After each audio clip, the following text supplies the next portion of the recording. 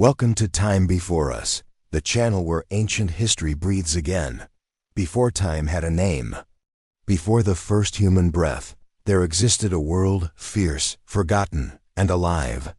Creatures of scale and silence, predators wrapped in feathers, titans that shook the earth, lives erased, bones buried beneath eternity.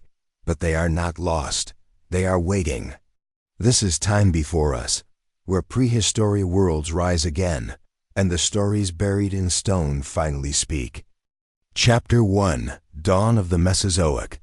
The first mornings of the Triassic dawned with a strange stillness. Imagine standing on one of Pangaea's riverbanks as the sun rose above a horizon unbroken by cities or human sound. The light would spread across vast plains painted in reds and browns, the sandstone earth glowing under its warmth.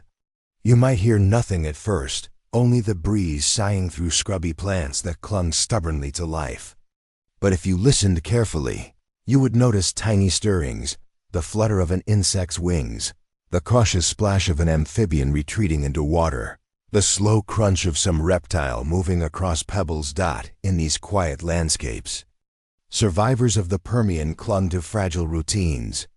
They had endured the most catastrophic event Earth had ever known.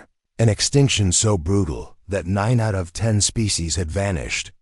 What remained were hardy, adaptable creatures, many small and inconspicuous. Crocodile-like archosaurs basked in the heat, lizards darted between rocks, and amphibians rested half-submerged in ponds, their eyes glimmering just above the surface. Their presence filled the silence with subtle rhythms, nothing like the deafening roars we often imagine when we think of the age of reptiles. The earth itself still bore scars. Across Pangaea's vast deserts, winds carried fine dust that settled over everything.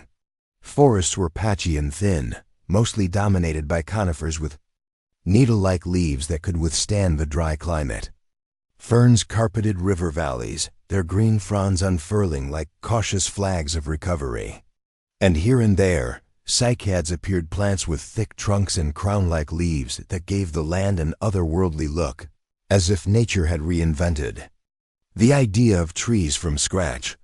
What's striking about this time is how peaceful it would have felt compared to what came later. Without large predators yet dominating the land, the early Triassic was quieter, gentler.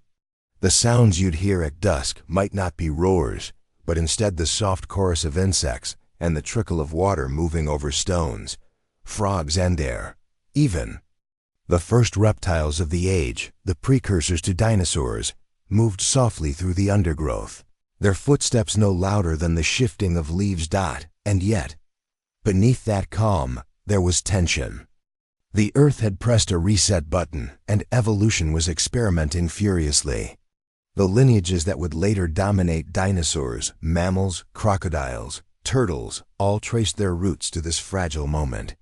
It's astonishing to think that the future kings of the planet began not as thundering giants, but as small, almost invisible creatures blending into the shadows.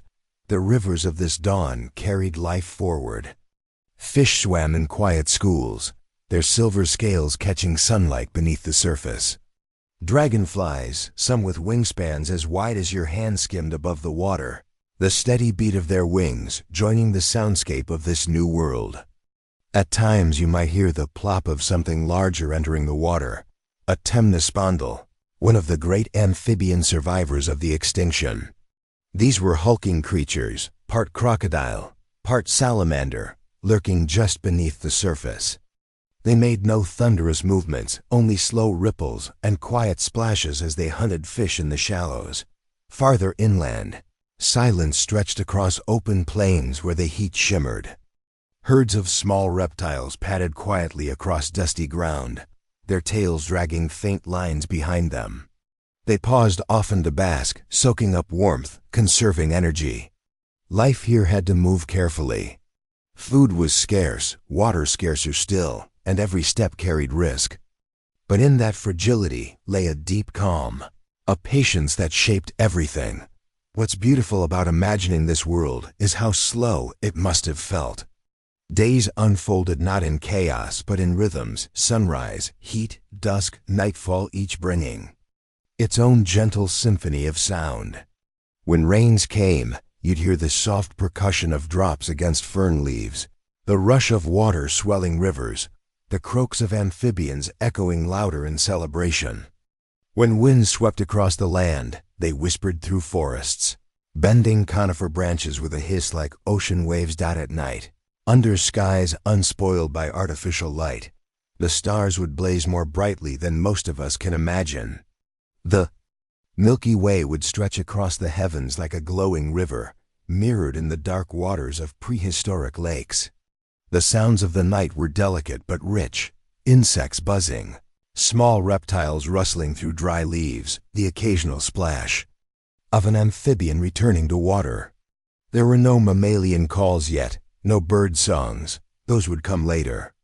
For now the music of Earth was reptilian, insectal, elemental. But here's the quiet secret of the dawn of the Mesozoic. It was not a place of finality, but of possibility. Every small lizard, every cautious amphibian, every fern rising from ash carried within it the potential for transformation. The calm of this world was not emptiness. It was a pause before the crescendo. And if you had stood there, listening, you might have felt it too. The hush wasn't just silence. It was anticipation. Chapter 2.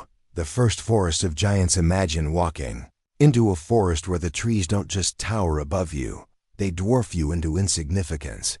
These weren't the oak, birch, and pine woods we know today, but something altogether stranger. Conifers with trunks as wide as a room stretched upward like living pillars. Cycads, plants that looked like a mix of palm tree and fern clustered in groves, their thick, crown-like leaves spreading outward like prehistoric umbrellas. And beneath their canopy, the ground shimmered with low carpets of ferns, horsetails, and mosses. This was Earth's great comeback act. After the near sterility of the Permian deserts, the Triassic forests rose like green cathedrals, vast, echoing halls of life where the planet quietly healed itself. Sunlight streamed through the branches in fractured beams, warming the soil and feeding the leaves. The air itself was heavy, humid, and perfumed with resin and dampness. Every step into this environment must have felt like stepping onto another planet, one familiar and alien all at once. What's remarkable is how strange these forests would seem to modern eyes. The plants that dominated them weren't flowers or grasses. Those hadn't even evolved yet. Instead, the giants were gymnosperms, trees and shrubs that reproduced with cones instead of blooms. Conifers spread their needles skyward, some rising more than 30 meters tall. Cycads looked like armored palms, their trunks thick and scaly, their leaves rigid and spiky. Horsetails, which today rarely grow higher than your knee, sometimes reached the height of small buildings. The landscape seemed exaggerated, as though nature were sketching rough drafts on a massive scale. Step into the forest and pause. At first, you might think it was silent. But wait, and the quiet begins to reveal itself as something richer. The buzz of dragonflies darting through beams of sunlight, the rasp of cicada-like insects vibrating their calls through the thick air. A rustle, quick and fleeting, betraying a small reptile darting through the leaf litter. The faint creak of branches swaying against each other. This was not silence. It was a softer kind of music, layered, subtle, endlessly patient. These forests, for all their grandeur, radiated calm. They weren't bustling with birdsong or mammal cries yet, because neither had appeared. Instead, their soundscape was dominated by the steady rhythms of insects, the splash of amphibians in shadowed pools, the cautious footsteps of small reptiles. Even pterosaurs, the first true masters of the skies, passed overhead with only the faint creak of leathery wings. It was life at a lower volume, but no less alive. And yet, these forests carried scars. Fires were frequent. Lightning storms ripped across Pangaea's interior, igniting dry stretches of woodland. When flames rolled through, they devoured with frightening speed, leaving behind blackened trunks and ash. But the forests were resilient. Ferns were often the first to return, carpeting the ground in a lush green after each fire. Conifers followed, sending roots deep into the soil, reclaiming their place. Regrowth was slow, but unstoppable. These were forests forged in trial, learning to endure catastrophe after catastrophe. What makes them even more extraordinary is how they reshaped the planet. With their vast leaf surfaces, trees pulled carbon dioxide from the atmosphere, slowly cooling Earth after the instability of the Permian. They pumped oxygen back into the air, thickening it, refreshing it. Their roots locked fragile soils in place, reducing erosion, giving rivers stability, and allowing wetlands to form. Their fallen branches and cones nourished the ground, feeding fungi and insects, creating miniature ecosystems beneath the canopy. Each tree wasn't just a tree, it was an engine of transformation. And in their shadows, animal life began to experiment. Tiny proto-dinosaurs crept along the undergrowth, their bodies built for agility and speed. They weren't the thunderous giants of later ages, but quick-footed creatures that tested new ways of living: group hunting, endurance, and constant movement. Their soft footsteps added a whisper of presence among the ferns. Early herbivorous. Reptiles tested new diets, nibbling at cycads and tearing fronds from horsetails with teeth built to grind vegetation. Small mammal-like reptiles scuttled at night, hiding in burrows at the bases of trees. The forest floor wasn't crowded, but it was steadily filling with possibilities. Picture twilight in one of these groves. The last beams of light slant sideways through the branches, painting the forest in gold and shadow. The air cools and the sounds shift. Insects hum louder, turning dusk into a chorus. Frogs croak from hidden pools, their calls echoing softly in the distance. Somewhere deeper in the shadows, a branch snaps under the weight of something small moving unseen. Above, a primitive pterosaur flaps slowly across the canopy gap, silhouetted against the fading light. This is no chaotic wilderness. It is a world, measured in rhythms, slow, steady, enduring. At night, the transformation is even more profound. Under a sky blazing with stars, the forest becomes a silver-tinted cathedral. The moonlight filters through conifer branches, casting long, still shadows across the ground. Fireflies, ancient ancestors of those we know today, flicker between ferns, painting temporary constellations in the air. The chorus of insects swells, joined by the croaks and splashes of amphibians. The forest is never truly silent, but it is calm, and its calm feels endless. The first forests of giants were more than scenery. They were stage and sustenance. Without them, dinosaurs may never have flourished, mammals may never have found niches to survive in, and ecosystems may never have stabilized after the Great Dying. They were the womb in which the future gestated. Perhaps the most humbling thought is this: if you stood in those forests, you wouldn't have seen dominance yet. No single creature ruled. No single sound defined the world. Instead, life was in balance, spread thin but steady, finding its footing again beneath the shadows of towering trees. The grandeur of these forests wasn't loud or violent, it was patient. They whispered, creaked, and hummed, shaping the world quietly but profoundly. And in that patience, they carried the promise of everything to come. These were the first forests of giants, green sanctuaries rising after devastation. Calm, guardians of possibility, cathedrals of time that gave shelter to creatures who, in generations yet unseen, would grow to rule the earth. And as the forests deepened, so too did the waterways that wound between them, rivers that carried the pulse of this ancient world. Lifelines that would give rise to whole new communities of life. Chapter 3. Rivers of the ancient world. Close your eyes and imagine this. A soft breeze carries the faint scent of damp earth. The sky glows with a hazy orange light, the sun sinking. Low, scattering golden reflections on the rippling surface of an ancient river. Time itself feels slower here. You're standing not in the present, but in a world over 300 million years ago, a world where rivers were the lifeblood of landscapes, shaping valleys, nourishing forests, and guiding the destiny of creatures that would one day rule. The earth. The rivers of the ancient world were not just waterways. They were ecosystems in motion, vast arteries pulsing through green, endless swamps and forests of towering club mosses and giant horsetails. Their currents whispered stories of survival, of beginnings, of creatures daring to leave the safety of water for the strange, uncertain land. The river's surface glitters with life.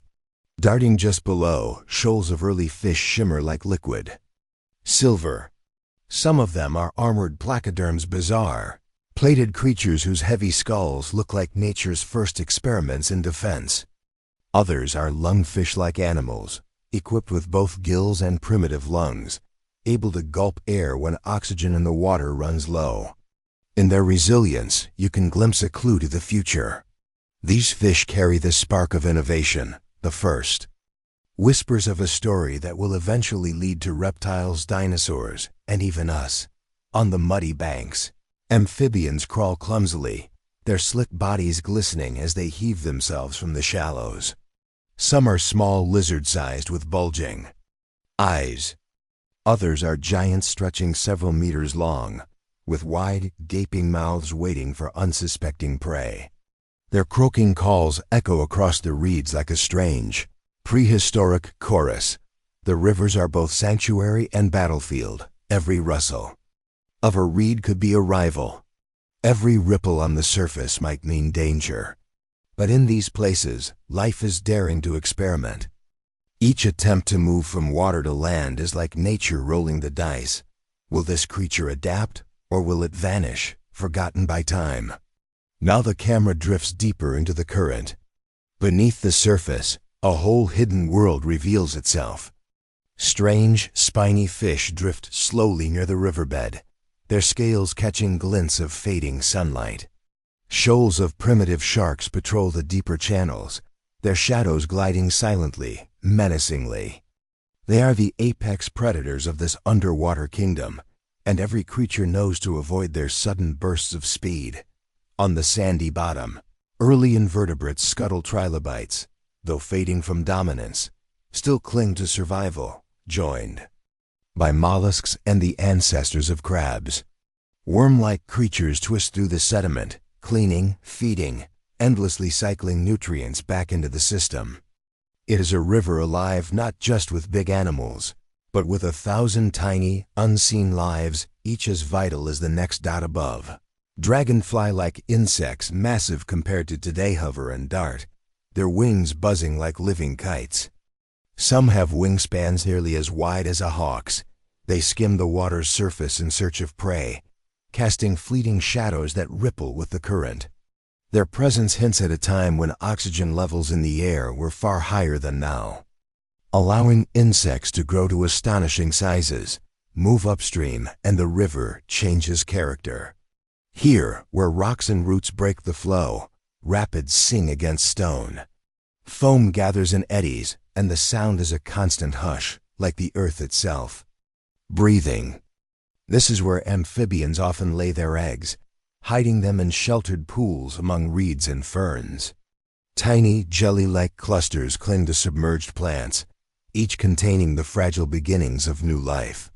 Soon, the river will be filled with squirming tadpoles, reminders of how deeply tied these creatures still are to the water that birthed them. But look closer. Some hatchlings won't stay here. They will crawl beyond the shoreline, developing lungs strong enough to gulp air fully, their limbs sturdier for bearing weight. Step by step, generation by generation, these pioneers will carry their lineages farther from the water's edge.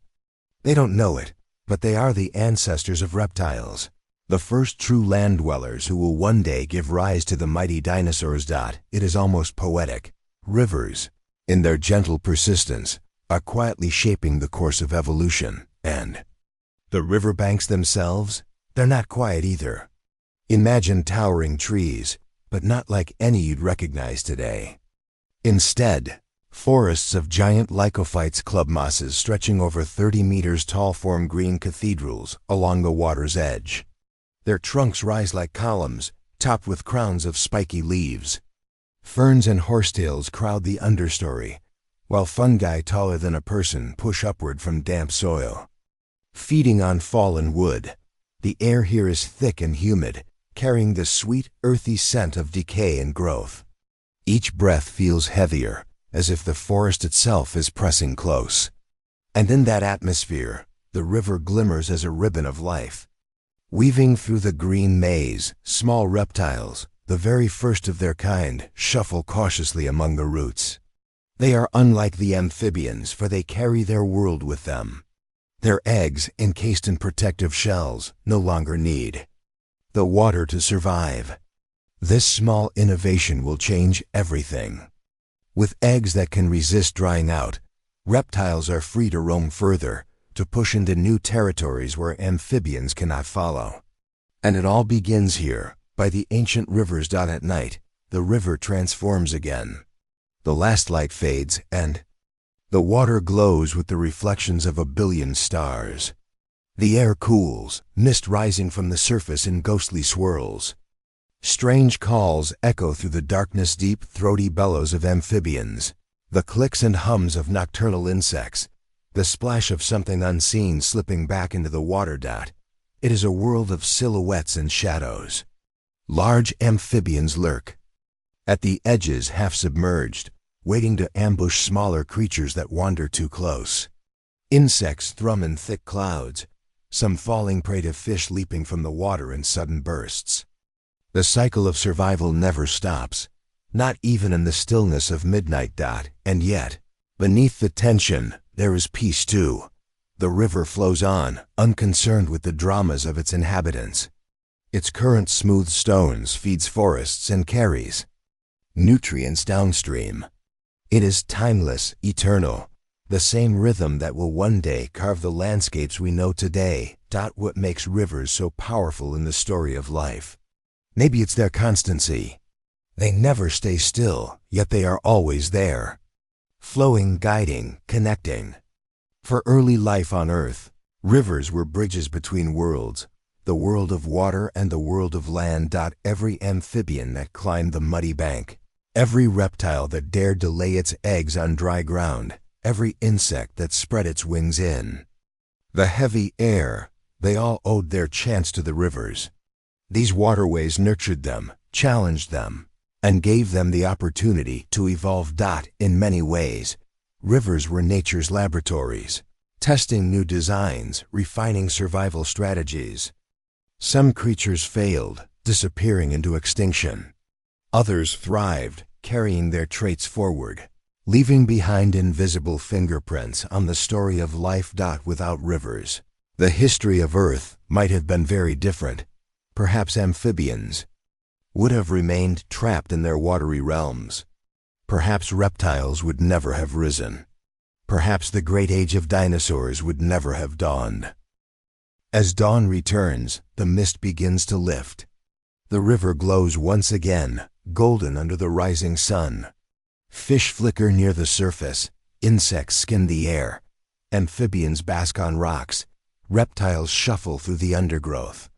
The cycle continues, endless and ancient. It's humbling to think, every river we know today, every stream and brook and rushing current, carries the memory of these ancient waterways.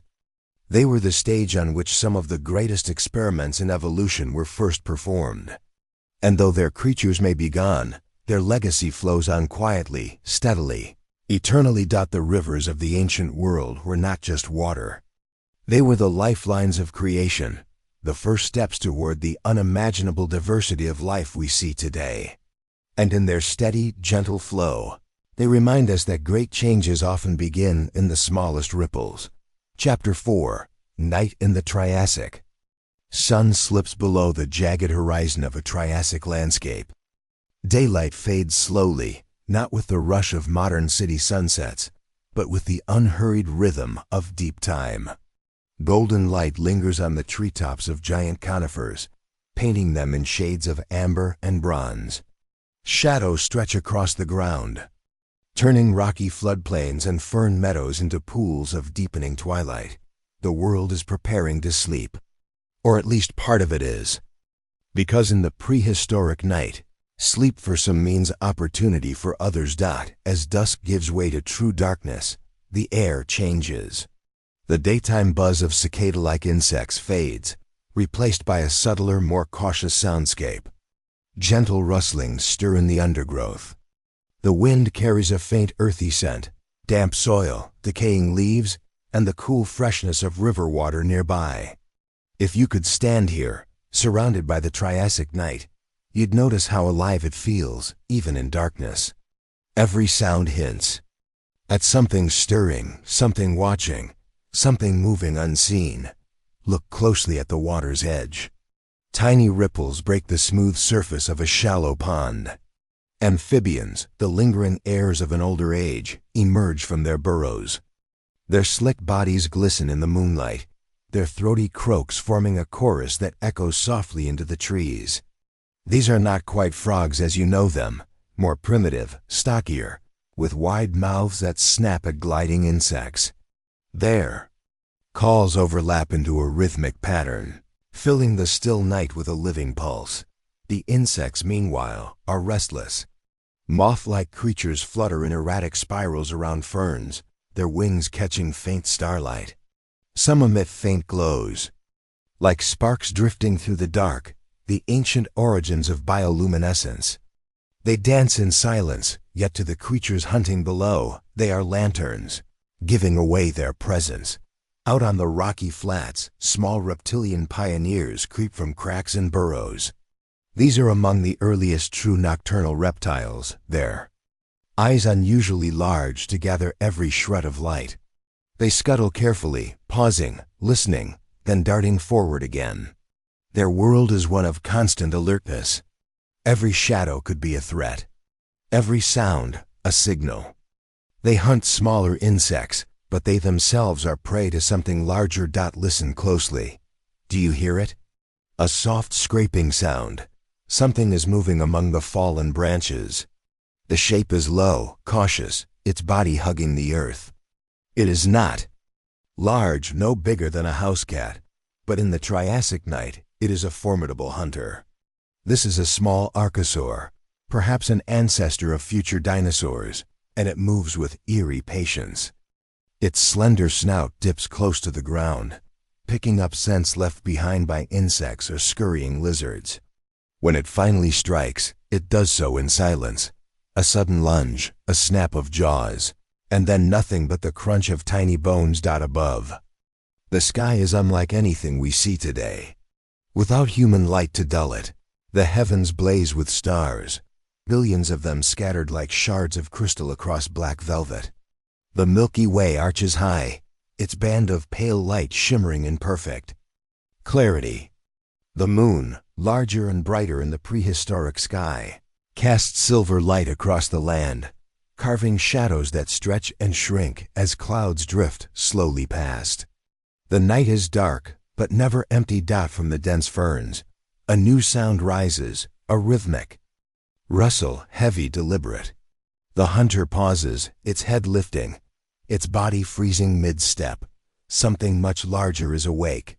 Slowly, out of the foliage, emerges the bulky frame of a dicynodont, one of the last survivors of an ancient lineage. Its beaked mouth snaps at ferns, tearing them in slow, grinding motions. Though herbivorous, its presence dominates the clearing. In the moonlight, its leathery hide glistens with dew. Each exhale forms a faint cloud of vapor in the cooling air. It does not fear the small hunter. In fact, it hardly notices it. For now, this giant of the past and this predator of the future share the same darkened stage, separated by scale and diet, yet bound by the rhythm of survival. Elsewhere, a more unsettling sound drifts through the night, a low, resonant hiss. At the water's edge, hidden partly by reeds, a crocodile-like reptile lurks.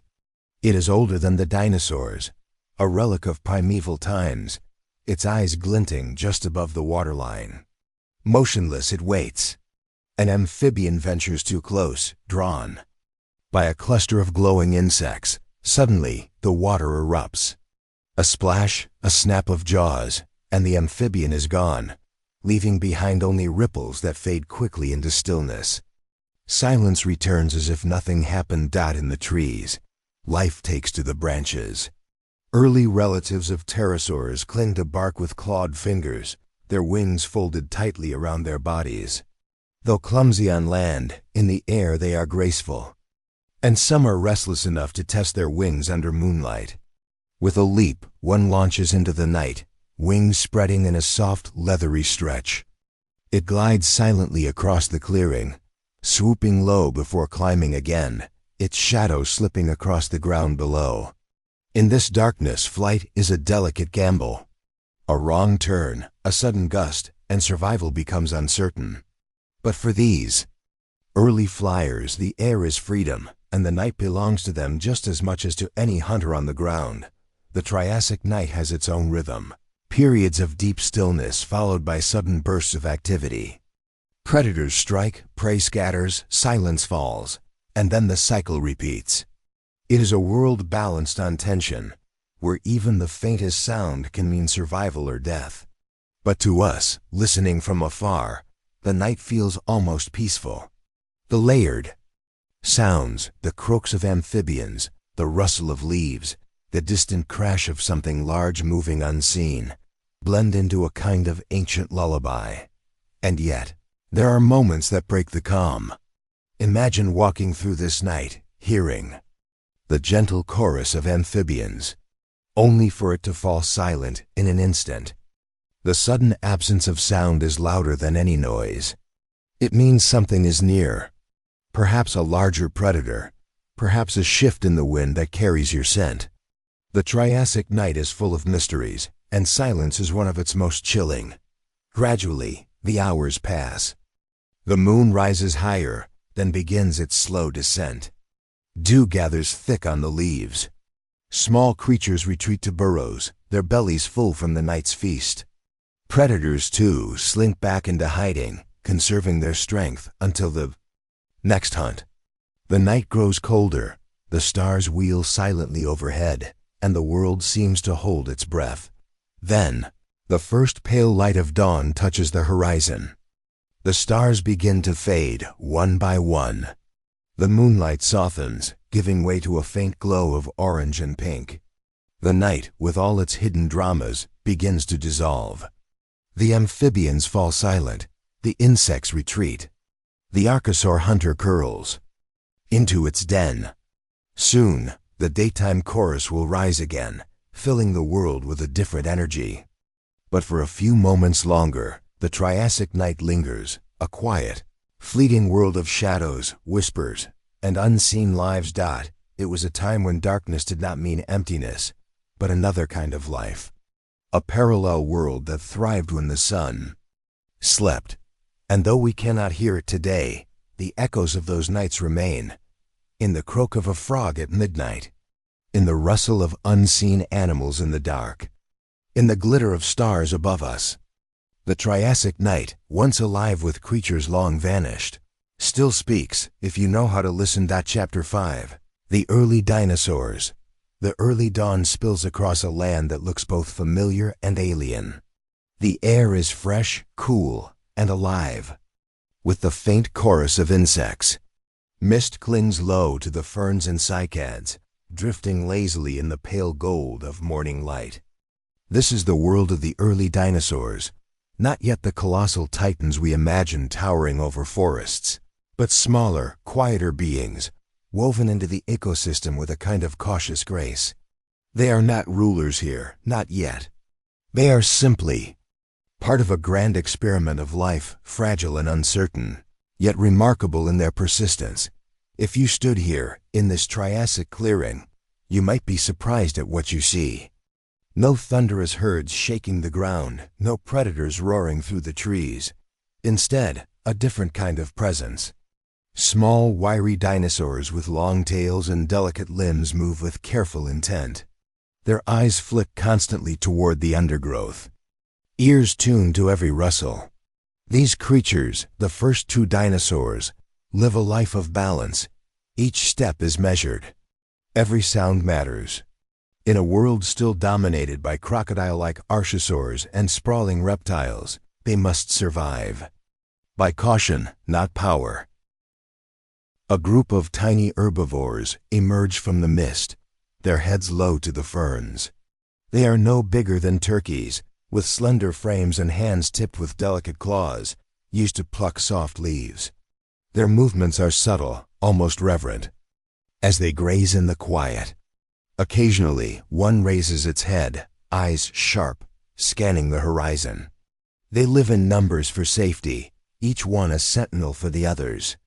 The sound of their gentle feeding blends with the background hum of ancient cicadas, a soft meditative rhythm that fills the prehistoric air.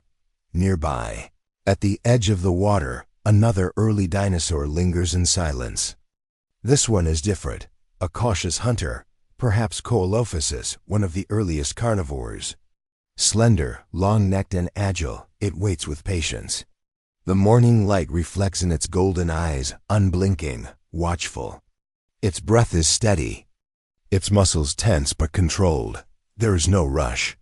In this world, energy is precious, and every hunt must count. The hunter moves with the stillness of a shadow, placing each foot carefully so as not to disturb the ground. The rustle of ferns is softer than a whisper. It is a predator born not of brute strength, but of precision. This is the rhythm of the early dinosaurs, quiet grazers and cautious hunters, sharing the land in a delicate equilibrium. For every small herbivore bending its neck toward tender shoots, there is a carnivore watching, weighing the moment, deciding when to move.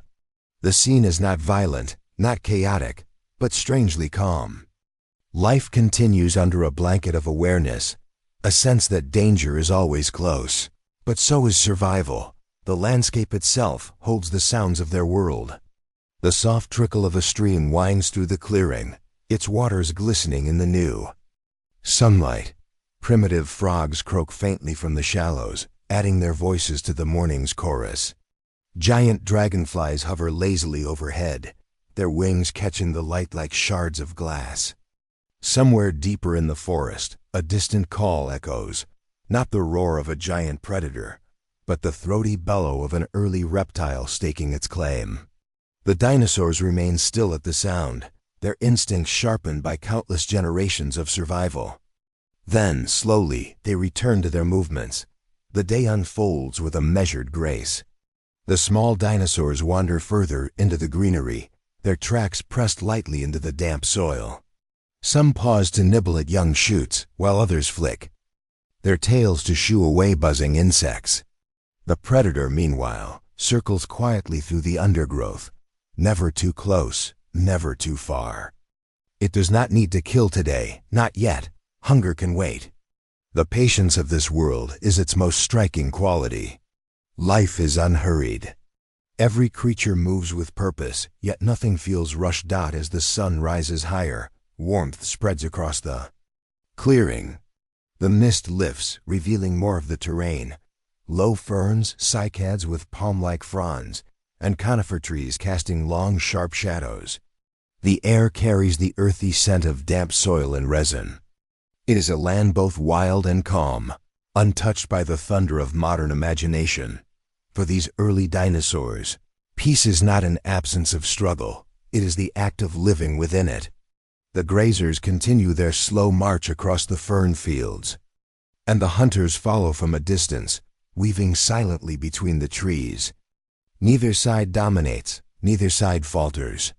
They exist together, bound by the same quiet law of survival. Evening approaches, and the forest begins to glow with soft amber light. The grazers find safety among thicker ferns where their colors blend with the shadows. The predators retreat to the edges, their silhouettes fading into the trees.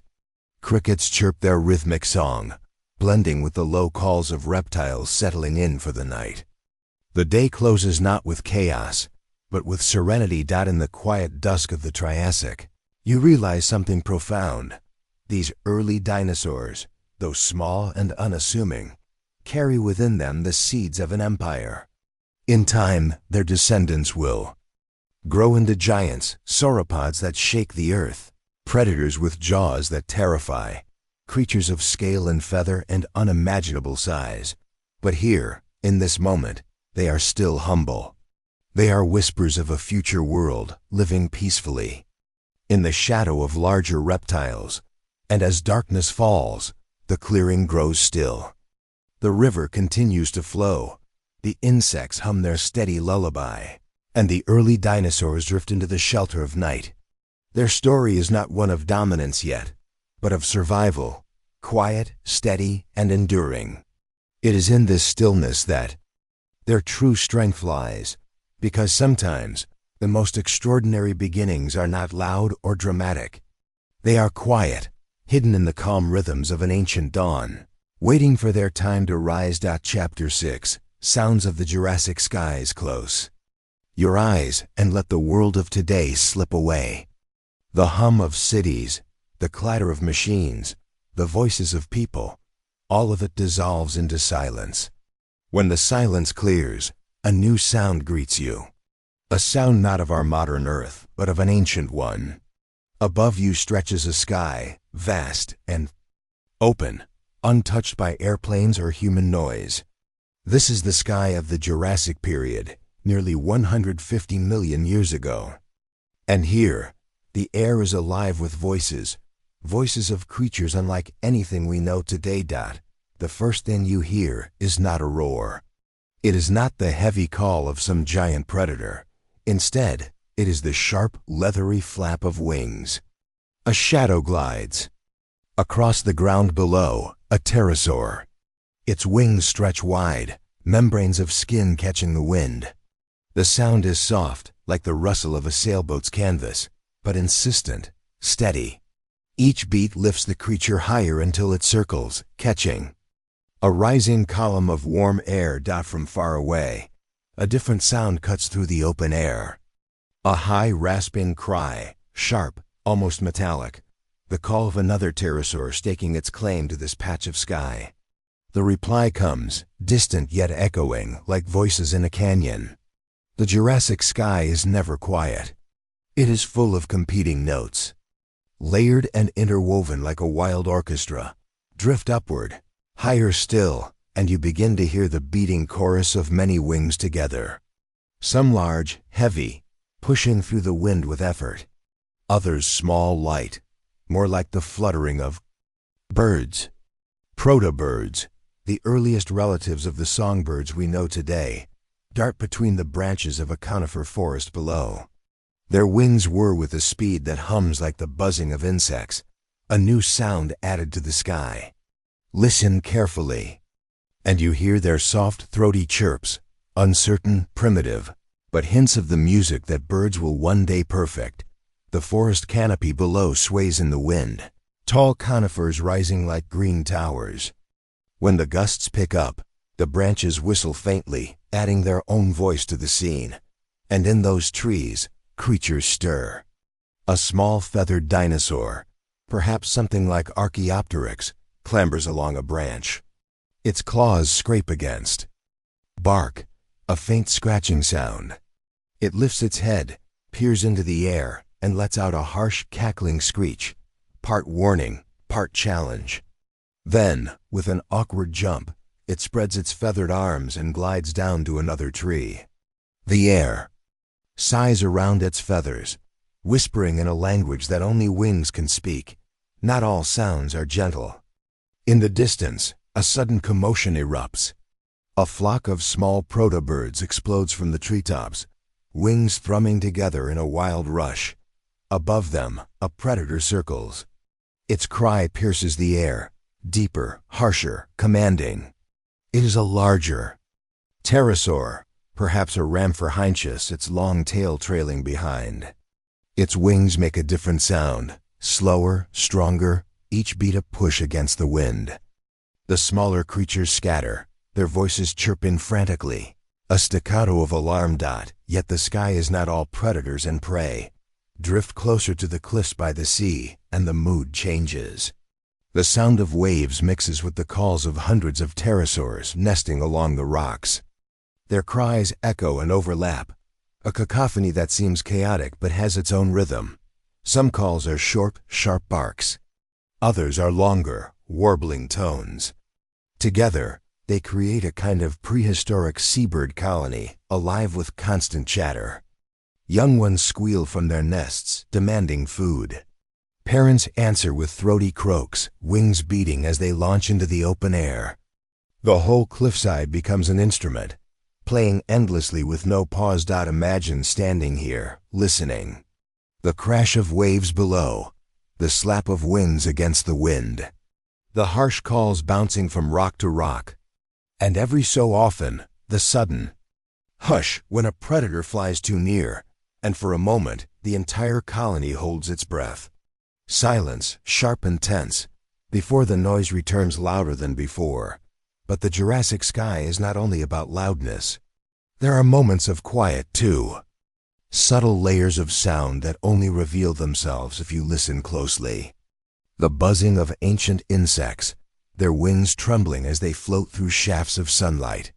The distant rumble of thunder, hidden behind mountains, promising a storm. The gentle hiss of wind sliding through the needles of conifer trees, carrying the faintest smell of resin and rain. These are the background notes, the heartbeat of the sky. As the day begins to shift toward evening, the mood softens. The harsh cries grow less frequent. The wing beats slow as many creatures return to their roosts. The sky darkens to a deep orange, then purple, painted with the shadows of pterosaurs. Gliding home, their silhouettes cut across the last light of day, their wings whispering in long, graceful arcs. Night in the Jurassic brings its own sounds. The daytime chorus fades, replaced by subtler voices. Insects dominate now. Chirps, hums, rattles, a million small vibrations weaving together. In the trees, tiny protobirds murmur softly to one another, their primitive songs a fragile thread. In the dark, somewhere far above, a lone pterosaur glides silently under the moon, its shadow crossing the forest below. Only once does it call, a deep, rolling croak that echoes in the night, carrying across miles of still air. Close your eyes here. Imagine lying back against the ancient earth, staring up into a sky with no city lights, no airplanes, only stars brighter than we ever see today.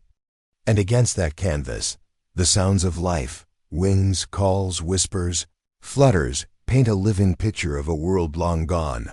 The Jurassic skies were not empty.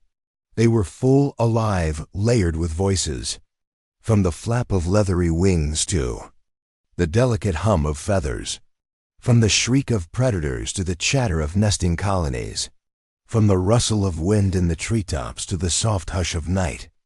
Together, these sounds formed a symphony, the music of an earth still young, still wild, still discovering what it could become. And though those skies are gone, their echoes remain. In the calls of seabirds over cliffs today. In the flutter of pigeons rising from a city street. In the song of every bird at dawn. Each carries a note, faint but real, of the Jurassic sky. So the next time you listen to the world above you, to the wings and voices that drift across the air, remember, you are hearing not just the present, but the past. A past where the skies themselves were alive, where sound was survival, and where every beat of a wing told a story. This is the music of the Jurassic. This is the sound of the skies. Chapter 7, The Great Inland Seas. The story of the ancient world was not written only on land. While forests rustled with early dinosaurs and skies filled with strange, feathered shapes, there was another world, vast, quiet, and immeasurably deep. It was a world of water. During the Mesozoic, enormous inland seas cut through the heart of the continents. North America, for example, was once divided in two by a shallow ocean stretching thousands of miles, the Western Interior Seaway. Similar inland seas appeared in South America, Europe, and Asia. These were not narrow rivers or coastal bays, but wide, shimmering blue expanses that looked like oceans in every sense, except that they were cradled within the land. Here, life flowed and breathed differently. Waves lapped against chalky shorelines, winds whispered across endless horizons, and beneath the surface, an entire theater of ancient sound and movement unfolded. Imagine drifting close to the water's surface. The air is warm, heavy with the scent of salt and organic life. Sunlight breaks into golden ribbons as it touches the water. You hear the steady rhythm of waves, soft, eternal, almost hypnotic. Somewhere, the call of a flying reptile echoes, a sharp cry carried across the sea breeze. Then you look beneath the surface, and the world changes completely. The surface symphony, at the very top of the water, life gathers in restless abundance. Schools of fish move like living shadows, their scales catching flashes of light as they twist in unison. When they break the surface, a faint splashing sound punctuates the otherwise calm atmosphere, a momentary ripple against the larger silence. Small marine reptiles skim just below the waves. Some are slender ichthyosaurs, darting forward like silver arrows, their streamlined bodies perfectly shaped for speed. Others are long-necked plesiosaurs, rising gently now and then to take a breath. When they exhale, the sound is startling. In the stillness, a heavy, wet burst of air, followed by silence as they sink again into the watery realm. Above them, pterosaurs circle, searching for fish near the surface. Their wings create a faint rush of air with every beat, and now and then, the sharp splash of a dive cuts through the tranquil rhythm of waves. The sea swallows these sounds quickly, but for a moment, the ocean's surface becomes alive with sudden activity before calming again. The mid-water realm deeper, the water grows cooler, the light softer and more muted. Here, schools of ammonites drift. Their spiral shells catch light as they float, their tentacles moving gently, pushing them through the calm. They pulse like tiny living balloons, each movement producing faint, rhythmic jets of water. Larger hunters move here too. Mosasaurs, powerful, lizard-like reptiles of the sea, patrol these depths. When they pass, their tails sweep in wide, fluid arcs, producing deep vibrations that ripple outward. Smaller creatures scatter before them. The silence of the mid-water realm is broken only by the low thrum of their presence, a sound you do not hear so much as feel. Shoals of fish split and reform as if part of one mind. Each turn creates a whispering murmur, the sound of countless bodies moving together. Their silvery flanks catch sunlight filtering from above, creating flashes like lightning within the blue haze. Every so often, the silence is pierced by the crack of a predator's strike. A mosasaur rushes forward, jaws snapping shut with a heavy, muffled crunch. The sea falls silent again, as though pausing to absorb the moment, before returning to its slow, steady rhythm. The coral gardens closer to shorelines and shallower platforms, entire ecosystems bloom. Coral reefs, ancient and strange, rise like cities of stone. Their surfaces are alive with texture. Sponges, bryozoans, crinoids, and small shellfish cling to every inch. Here, the soundscape is different. It is filled with tiny clicks, snaps, and crackles. Shrimp-like creatures pop against the coral. Fish nibble at surfaces, their teeth scraping faintly. The reef is not silent, it is a constant hum of small lives, a static-like crackle beneath the water. Brightly colored fish dart between coral towers. Some graze peacefully, while others flash territorial displays. The reef is both sanctuary and battlefield, alive with quiet drama. A small plesiosaur swims by, its long neck weaving between coral towers, searching for prey hidden within crevices. Its paddle strokes produce rhythmic, gentle swishes, the steady beat of an underwater traveler. Above the reef, sunlight dances. Rays shimmer across the coral in golden shafts. When clouds pass overhead, the light dims and softens, transforming the reef into a place of muted shadows, where every shape looks larger, stranger, almost otherworldly, the silent depths beyond.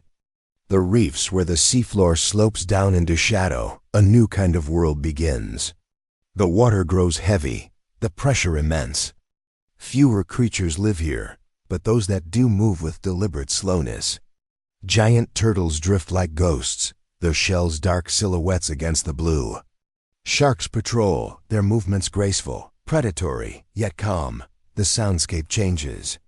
It is not busy, not crackling, but muted, a slow, almost inaudible heartbeat. The ocean here is dominated by silence.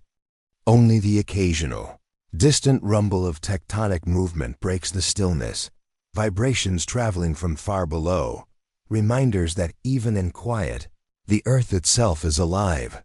Sometimes massive carcasses sink from above, the body of a fish, or a marine reptile, slowly descending into the depths.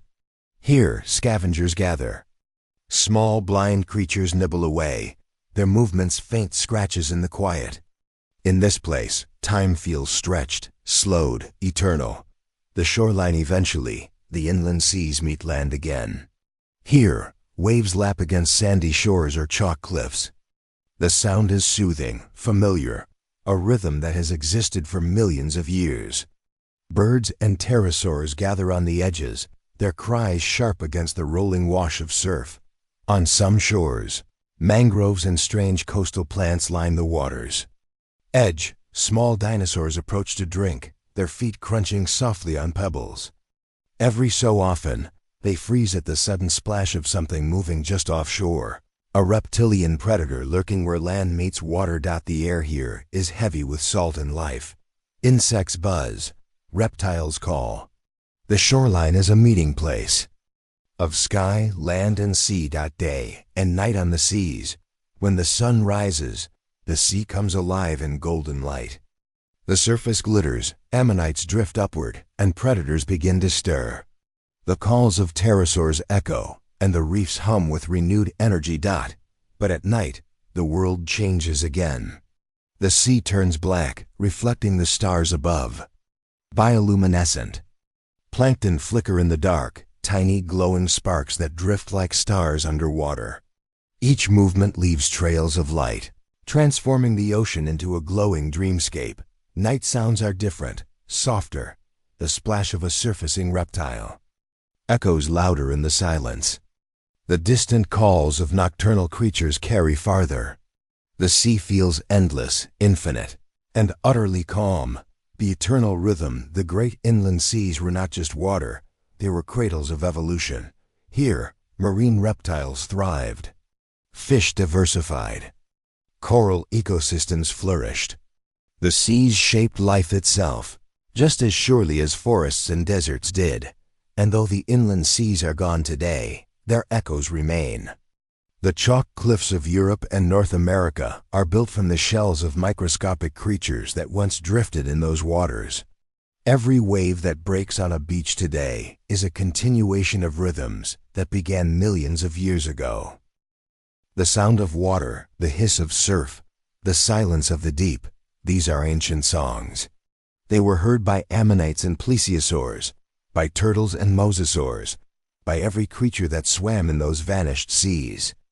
And now, through imagination, they can be heard again. So close your eyes, hear the waves, feel the depth, drift upon the ancient water.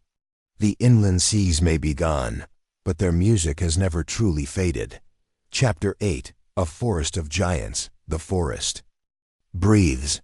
Long before the sound of cities, long before human footsteps ever pressed into soil, there was only the whisper of ancient leaves and the low, resonant hush of wind weaving through towering canopies. This was no ordinary woodland. This was a cathedral of life, stretching across the Mesozoic landscape, where trees grew higher than modern skyscrapers, and where shadows moved in silence, not from passing clouds, but from the lumbering forms of creatures so massive, so gentle in their enormity, that their presence was felt more than it was seen. A forest alive with giants. Beneath the green ceiling of cycads, conifers, and ancient ferns, sauropods wandered. Their necks, long as rivers, swayed between trunks like living bridges. Their footsteps pressed deep impressions into the damp soil, creating pools where rainwater collected, turning the forest floor into a map of pathways, each footprint an echo of passage. Yet for all their size, their sounds were subtle low rumbles that traveled more through the ground than the air, vibrations felt in the chest of smaller creatures, in the roots of trees, and in the stones buried beneath layers of moss. If you listen closely, you can almost hear it, a distant, subsonic hum, rising and falling like the swell of a deep drum.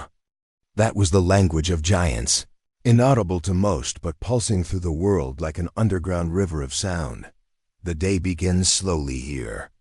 At dawn, mist clings to the understory, drifting between tree trunks like ghostly curtains.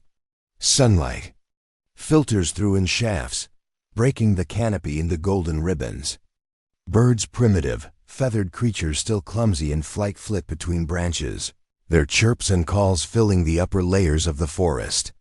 Insects buzz in steady rhythms, wings shimmering like glass as they catch the light.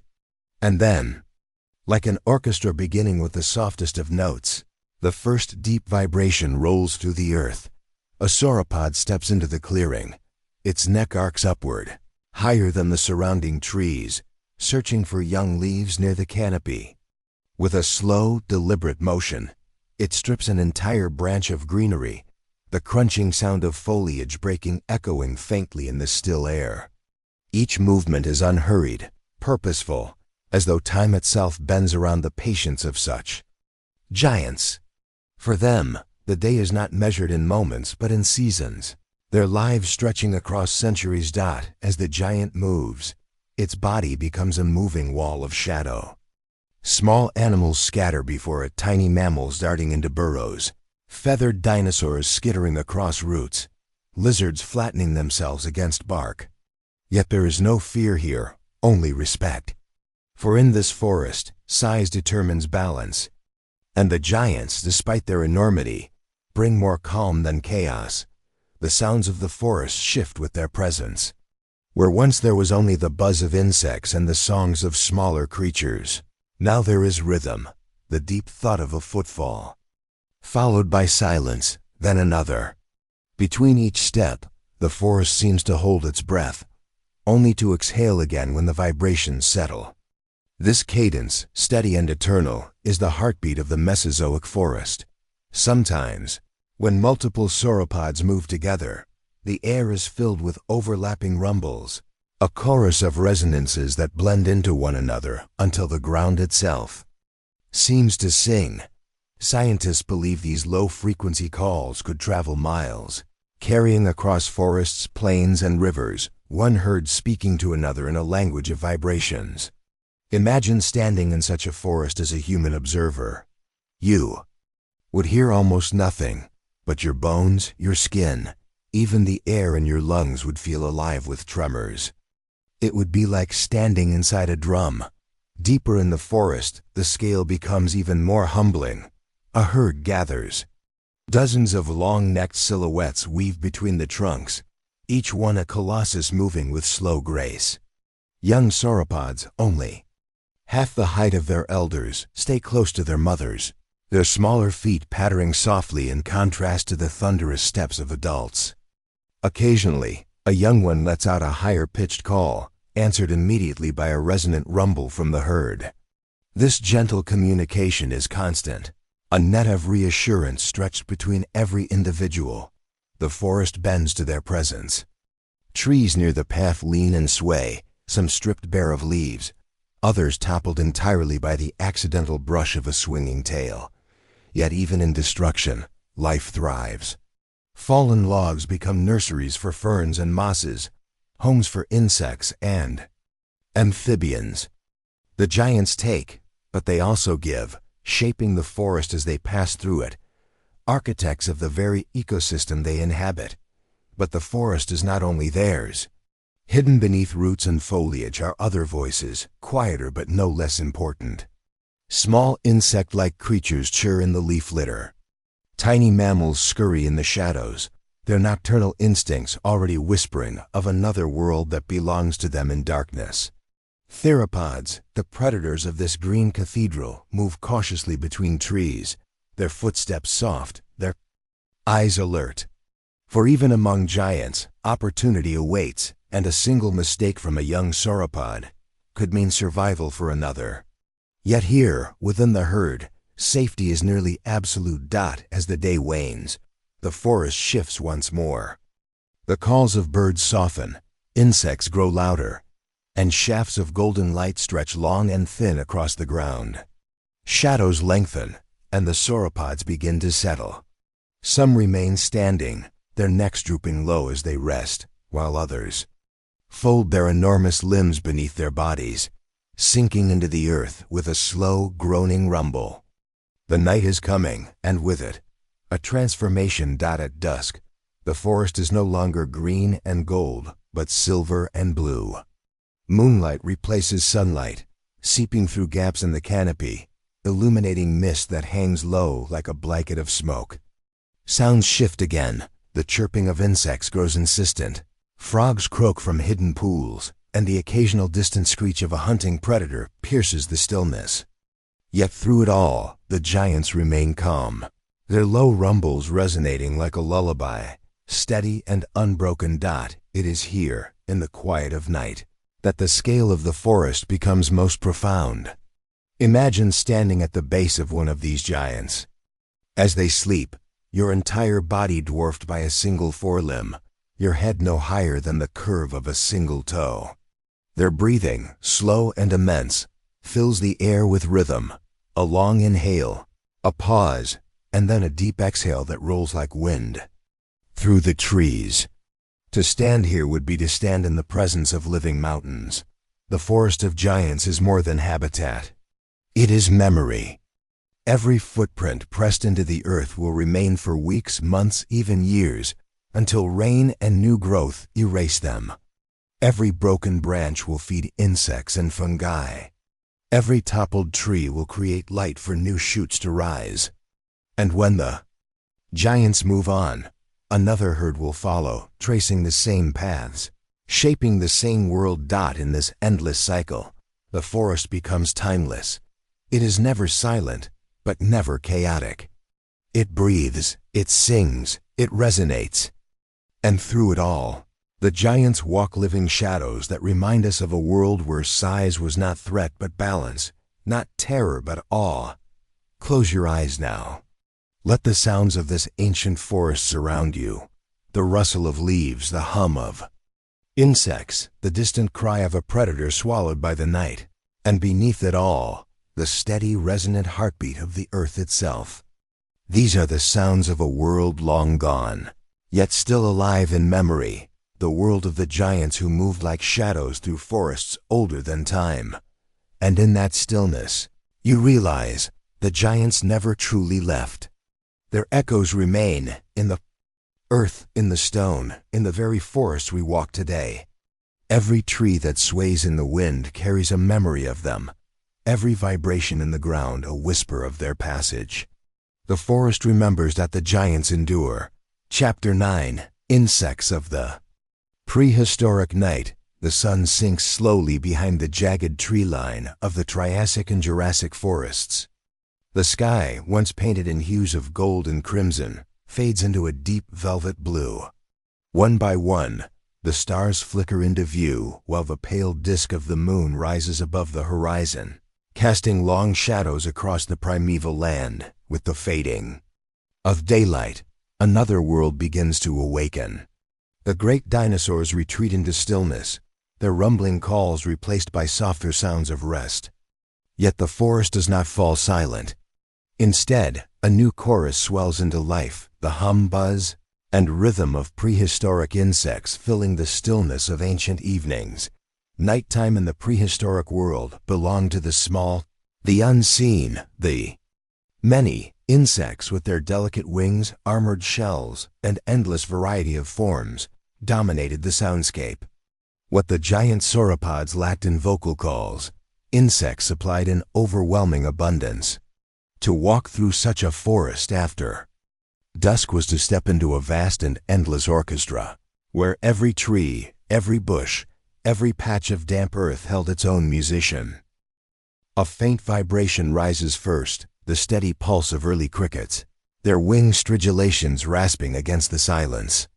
Though smaller than their modern descendants, their rhythm is already familiar, a beat that humankind would one day hear.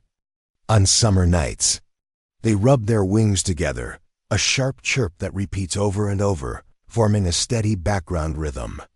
The sound is neither harsh nor loud, but together, thousands upon thousands of these tiny musicians fill the dark canopy with a shimmering wall of sound. From the canopy above comes a deeper drone, like the low whine of machinery, though no machine yet exists in this ancient world. It is the call of cicada-like insects, their bodies trembling as they produce long drawn-out notes that seem to vibrate the very air. Some sing in piercing tones that rise in waves, swelling and fading like the breath of the forest itself. Others click and rattle, each species adding its own accent to the night's composition. The effect is hypnotic, a soundscape layered with rhythms, tones, and cadences that seem endless in their complexity. Along the swampy edges of lakes and rivers, a different sound emerges, the high-pitched whine of early mosquitoes. They hover in thick swarms, drawn to the warmth and carbon dioxide of larger animals sleeping near the water. Their wing beats are thin, sharp, and constant, a sound that prickles against the ears. For the creatures that lie still in the dark, amphibians, small reptiles, perhaps even young dinosaurs, the irritation of these blood-seeking insects is part of nightly survival. Yet to the night itself, their whine is only another instrument. In the greater orchestra, glide deeper into the forest, and the buzzing grows richer. Large beetles, their wings hidden beneath hard shells, crawl along tree trunks before launching into the air with a heavy, droning hum. Some beat their wings slowly, producing a low vibration like the faint roar of distant thunder. Others take, often rapid bursts, their wing beats so fast they become a blur, filling the air with a rising whir that cuts quickly into silence. Above the canopy, dragonflies, some with wingspans as wide as a hawk, dart through the night sky. Their wings flicker like blades slicing the air. The sound is subtle but present, a faint whisper as they chase smaller insects in swift, darting motions. When they land, their transparent wings fold and click, catching the moonlight like glass. They are ancient hunters, unchanged for hundreds of millions of years, and at night their soft flight stills the buzzing beneath them. Occasionally, the night is pierced by something stranger still, the rattling of giant prehistoric katydids. Their bodies hidden in thick ferns, they scrape their wings to produce sounds like sudden bursts of static, irregular and surprising. Some calls are short and sharp, others long and rattling, echoing off the trunks of cycads and conifers. It is almost as if the forest itself is speaking in code, a language of chirps and rattles whispered to the dark. But not all sounds of insects are heard. Some are felt. Moths, their wings large and soft, move silently through the air, disturbed only by the faintest flutter as they brush against leaves. They gather around glowing fungi on rotting logs, their powdery wings reflecting starlight. Though their flight is nearly noiseless, their presence is part of the night symphony, a reminder that silence too has its own rhythm. Look closer to the damp forest floor, and another rhythm pulses. Insects crawl beneath decaying leaves, clicking as their legs and bodies rub against bark and soil. Termites move in great numbers, their tiny jaws scraping wood in an almost imperceptible crackle. Ants scurry in lines, their movements soft but constant, as if the very ground is alive and shifting. These are the sounds that do not carry far, but in their subtlety, they form the heartbeat of the prehistoric night. As the moon rises higher, another kind of magic fills the forest. Small beetles, ancestors of modern fireflies, flash with faint, glowing signals. Their light is pale and unsteady, more like the shimmer of embers than the bright flashes we know today. Yet in the darkness of this ancient world, the glow is unmistakable. Here and there, across the forest floor and beneath the canopy, pinpricks of light pulse in the night, blinking on and off like a secret code. Each glow is a call, an invitation, part of an ancient dance. Though the glow makes little sound, it changes how the night feels. The chorus of buzzing, clicking, and humming is now bathed in soft living light, and the prehistoric forest becomes a cathedral of both sound and glow. For predators that move in the night, small lizards, mammals, even the first owl-like creatures, these insect sounds are maps. The rustle of wings reveals where prey has landed. The constant drone of swarms betrays the thickest gatherings. The rhythm of chirps leads them closer to their next meal. For them, the forest is not just noise. It is information, survival, and opportunity. Yet for those who simply listen, the insect symphony is more than survival. It is beauty. The overlapping layers of chirps, drones, hums, and buzzes weave together like threads in a tapestry. No two nights are ever the same. Some evenings are dominated by cicadas, their endless waves of sound rising like tides. Others are filled with the dry rasp of crickets or the erratic static of katydids. Weather changes the music as well. After rain, the air vibrates with new energy, the wet forest amplifying every note. In drought, the chorus softens, sparse but persistent, as if holding its breath for relief. As midnight passes, the symphony does not fade, it shifts. Some insects tire and grow quiet, while others emerge. New tones replace the old. Dragonflies vanish into the shadows, replaced by beetles that stir from burrows. The night is alive in constant renewal, a rolling wave of sound that carries from dusk until dawn. Finally, the eastern sky begins to pale. A faint glow seeps back into the forest as the sun approaches the horizon. Slowly, the insect chorus begins to quiet. The cicadas fall silent, their vibrations fading into memory. Crickets grow fewer, their chirps spaced out, hesitant. Beetles land and crawl back into hiding. Even the mosquitoes thin, retreating into the cool shadows. What was once a vast, overwhelming orchestra softens to a fading murmur. And then, at the very edge of dawn, the forest holds its breath. For a moment, silence reigns. The insects rest, waiting for another night. The chorus will return, as it has for hundreds of millions of years, and as it will long after the age of dinosaurs has passed. The prehistoric night may be forgotten in time, but its insects never truly disappeared. Their sounds, the hum of crickets, the buzz of mosquitoes, the rattle of katydids, still fill our evenings today. When we listen closely on a summer night, we are not just hearing the present. We are hearing echoes of the past, the same music that once filled the forests of the Triassic, Jurassic, and Cretaceous. The insects of the prehistoric night are still with us, whispering their ancient song beneath the stars. Chapter 10. Rainfall over the Mesozoic. The sky is never still. Even in the age of dinosaurs, when the land was ruled by titans and the seas shimmered with ancient reptiles, the sky remained the same restless painter it had always been, shifting in color, tone, and mood. On one quiet afternoon in the Mesozoic, the heavens began to change. Clouds thickened like strokes of gray paint smeared across a fading blue canvas. The warmth of the sun softened, dimmed, then gave way to a deeper stillness. The wind, once lazy and warm, began to carry with it a cool edge, brushing the forest with a whisper of what was to come. It starts small. It always does. A distant murmur of thunder rolls across the horizon, so faint at first that it might almost be mistaken for the low rumble of a herd of sauropods moving through the forest. But soon it returns, clearer this time, echoing against ancient cliffs, announcing that the clouds gathering above will soon deliver their gift to the land. And then comes the first raindrop.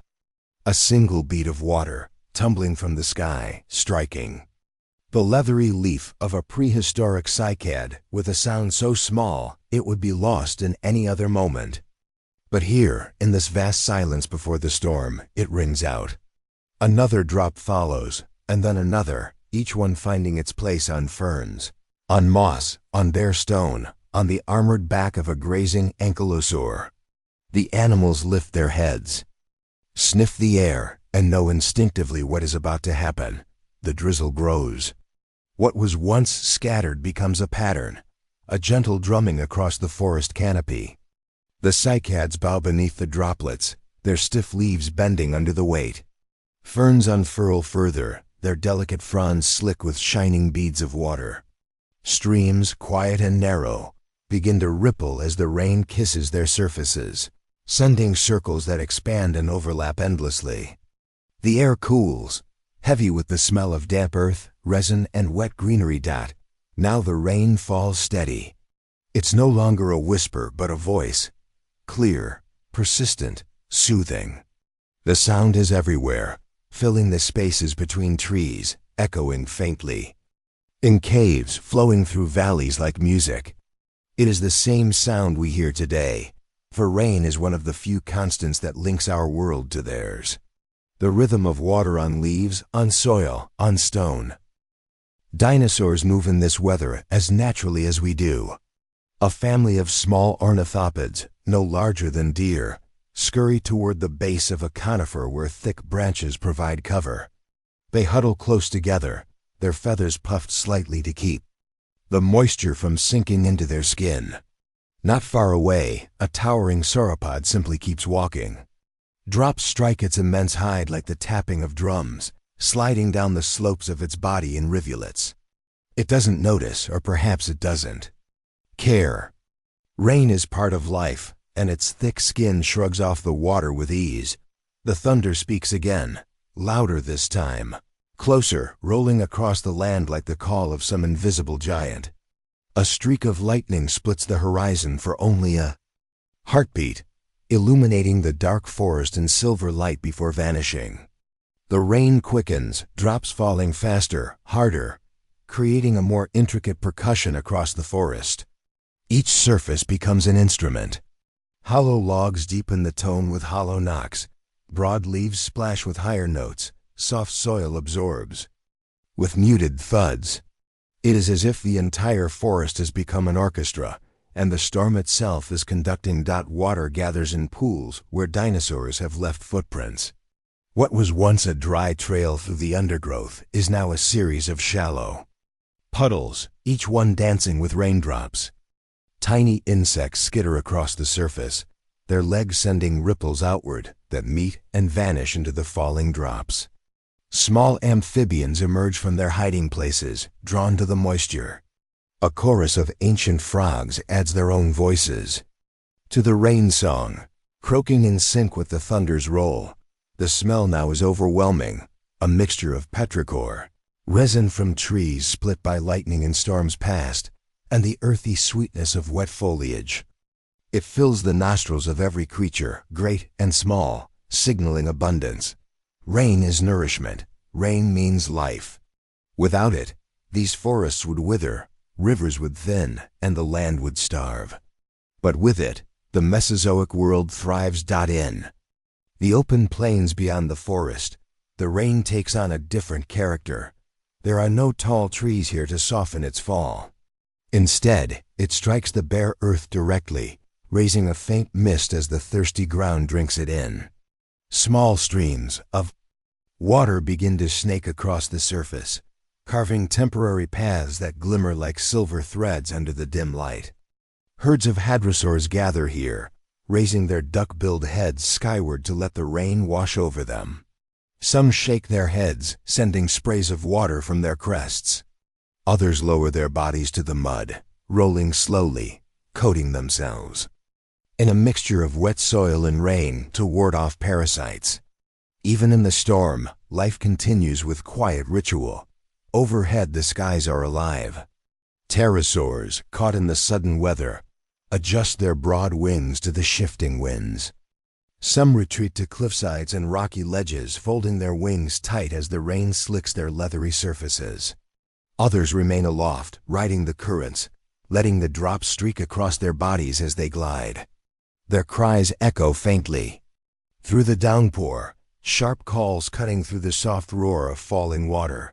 Night begins to fall, and with it, the storm deepens. The sky is a canvas of shifting black and silver as lightning flares in the distance. Each strike illuminates the land below for a heartbeat, freezing the world in ghostly white light. In those moments, the rain seems to hang suspended in the air, thousands of droplets caught mid-fall, sparkling like stars. Then darkness returns, and the rain continues its endless descent. Small predators use the cover of the storm to hunt. Their footsteps are masked by the rain, their scents hidden. In the saturated air, one slips between the dripping ferns, its feathers clinging wet against its skin, eyes glinting in the flashes of lightning. Its prey, a lizard crouched beneath a fern, never hears it approach over the symphony of water. The hunt is silent. Swift and unseen by all but the rain dot as the hours pass, the storm softens. The thunder rolls further away, its voice quieter now, fading into the horizon. The lightning grows less frequent until it, too, is gone. What remains is the gentle sound of steady rain, lighter now, more like a lullaby than an orchestra. The forest breathes again, calm and refreshed. Leaves, heavy with water, drip slowly onto the ground. Ferns bow gracefully, their fronds shimmering. Pools overflow into streams, streams merge into rivers, and rivers swell with new life, their currents faster and stronger. Dinosaurs stir from their shelters. The small ornithopods shake themselves dry, sending droplets flying into the air. Larger creatures emerge from the shadows, sniffing the refreshed ground for food softened by the rain. The great sauropod lifts its head to pluck at newly washed leaves, their surfaces glistening in the dim light. Even the predators come out, their scales gleaming wet, to drink from the swelling rivers that the rain begins to ease. The once constant sound lessens, turning from a roar to a murmur, then from a murmur to a whisper. Finally, only a few stray drops fall, lingering on the tips of leaves before releasing and striking the ground with a final delicate note. The clouds begin to thin, parting slowly to reveal a deep, star-filled sky. The air is cool, clean, filled with the quiet drip of water. From branch to branch dot, and then silence returns. Not the silence of emptiness, but the silence of a world freshly bathed, renewed, and alive. The rivers run stronger, the soil is dark and rich, the plants shimmer with moisture, and the creatures of the Mesozoic breathe deeply of the air that smells of rain. This cycle will happen again and again for millions of years, until the dinosaurs themselves are gone. But the rain will remain. Rain has always been with us, falling on the first forests of the Devonian, nourishing the swamps of the Carboniferous, shaping the world in the age of dinosaurs, and still falling now on our own cities and fields. It connects us to them. The same drops that once slid across the hide of a Triceratops or splashed into the footprints of a Stegosaurus may still fall today, part of an endless cycle of renewal. In every storm, in every drizzle, in every gentle fall of water from the sky, the past and the present meet. And so as the Mesozoic night deepens, and the last drops fade into the soil, the world rests in the quiet aftermath of rain. A lullaby written not in words, but in water. Chapter 11, The Gentle Giants. The landscape of the Mesozoic stretches before us in a vast panorama of green and gold. The midday sun hangs high, warm but not harsh, filtering gently through the leaves of cycads and towering conifers. A soft breeze stirs the ferns that carpet the valley floor, carrying with it the earthy fragrance of soil and the distant whisper of water flowing in a hidden stream. It is a world alive not with chaos, but with a calm rhythm, a steady heartbeat that resonates through the land. And at the center of it all move the giants. The earth trembles faintly under their weight, not as a violent quake, but as a soothing, rolling pulse that settles into the body like the bass of a distant drum. Sauropods, immense, long-necked behemoths, make their slow procession across the valley. Their necks arc like bridges of living muscle and bone, swaying gently from side to side as they reach into the treetops. With every step, their colossal feet press into the soil, leaving behind deep impressions that will harden into marks of their passage. Yet for all their size, there's no violence in their movement. Each stride is deliberate, unhurried, as if the giants measure time differently from all other creatures. Around them, the land responds to their presence. Birds, primitive, feathered pioneers of the sky, flutter from branch to branch, their wings flashing like sparks in the sunlight. Small mammals scurry through the underbrush, quick but unafraid, for they know these giants bring no threat. Even the insects hum more steadily, as though their song bends to the slow rhythm of sauropod footsteps. Herd of Diplodocus moves like shadows across the green plain. Their tails trail behind them, long and whip-like, dragging lazily across the earth before rising to sway in the air. Their deep, resonant rumbles vibrate through the valley, low calls that pass from one giant to another like notes in a song. It is not just communication. It is reassurance, a reminder that each member of the herd is present, safe and moving together. Nearby, smaller herbivores graze in the shadow of the giants. A group of Stegosaurus moves carefully between cycads, their plates catching the light in shifting shades of red and orange. Their tails swish lazily, not in aggression, but as a soft counterbalance, a part of the gentle choreography of feeding. Each bite is deliberate, the tearing of fern fronds and cycads, punctuated by the occasional crunch of tougher stems. The sounds are steady, like the rustling of parchment or the slow tearing of cloth, blending seamlessly with the symphony of the valley. Hadrosaurs gather at the edge of a shallow lake, dipping their bills into the water and pulling up strands of soft vegetation. Their voices, nasal, trumpet-like calls, rise occasionally into the air, not in alarm, but in quiet conversation. One calls and another answers from across the group, the sound echoing like a gentle horn across the water. The lake itself reflects the sky in shimmering silver blue, broken only by the ripples of movement as the hadrosaurs wade deeper, their tails swaying behind them in graceful arcs. Fish dart in startled flashes of silver as their heavy legs disturb the silt, but soon settle again, weaving through the aquatic plants that sway gently below the surface. The air is alive with sound, yet none of it feels harsh or chaotic. The calls of the herbivores, the rhythm of their footsteps, the rustle of leaves as sauropod necks brush past, all weave into a tapestry of calm. It is as if the valley itself breathes in unison with its inhabitants. High above, pterosaurs glide silently, their shadows sliding over the ground like fleeting clouds. Occasionally, one dips low, skimming across the lake's surface before rising again, its wings beating. Only once or twice before resuming its effortless glide. They, too, seem drawn into the tranquil rhythm of the giants, their flight paths looping lazily, never rushed, never hurried. The giants' presence is not only seen and heard but felt. Standing in the valley, one senses the scale of their lives, their immense patience with the world around them. A sauropod lowers its head to strip leaves from a tree, and for a moment, the forest bends with it, the branches swaying as though bowing in reverence. When it exhales, a warm cloud of breath rises into the air, catching the sunlight before fading into invisibility. Even this simple act carries weight, as though the land itself leans closer to listen. From time to time, one of the Diplodocus stops to rest, its massive body lowering carefully to the ground. The earth sighs beneath it, a sound like a distant drum roll muffled by moss and soil. Others gather nearby, forming a protective circle without any need for words or signals.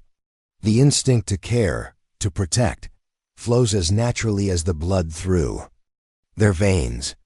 There is safety in their size, but there is peace in their unity. As the day deepens, the light shifts. Shadows stretch longer across the valley, and the air cools with the approach of evening. Yet the herds remain calm, continuing their endless cycle of feeding, walking, and resting. Their patience is unshaken by time. They are creatures built, not for speed but for endurance, for lives measured in decades, perhaps even centuries. For them, each day is not a race against time, but a slow unfolding. Like the blooming of a colossal flower, a pair of young sauropods wander slightly away. From the herd, their movements clumsy but curious. They stretch their necks upward, mimicking the adults as they attempt to reach higher leaves. Their squeaky, uncertain calls contrast with the deep rumbles of their elders, yet even here the harmony remains. A mother's head dips low, brushing gently against one of the young, a gesture of reassurance that echoes louder than any sound. In the distance, the faint silhouette of mountains catches the dying light.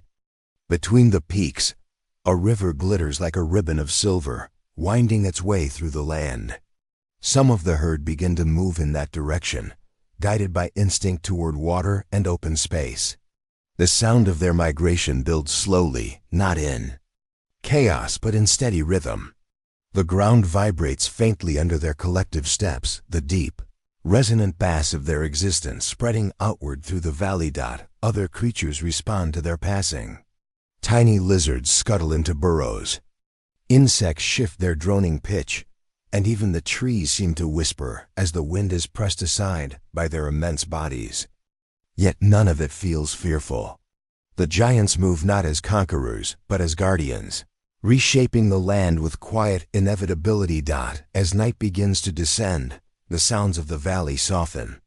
Crickets take up their chorus, blending with the lingering rumbles of the herds.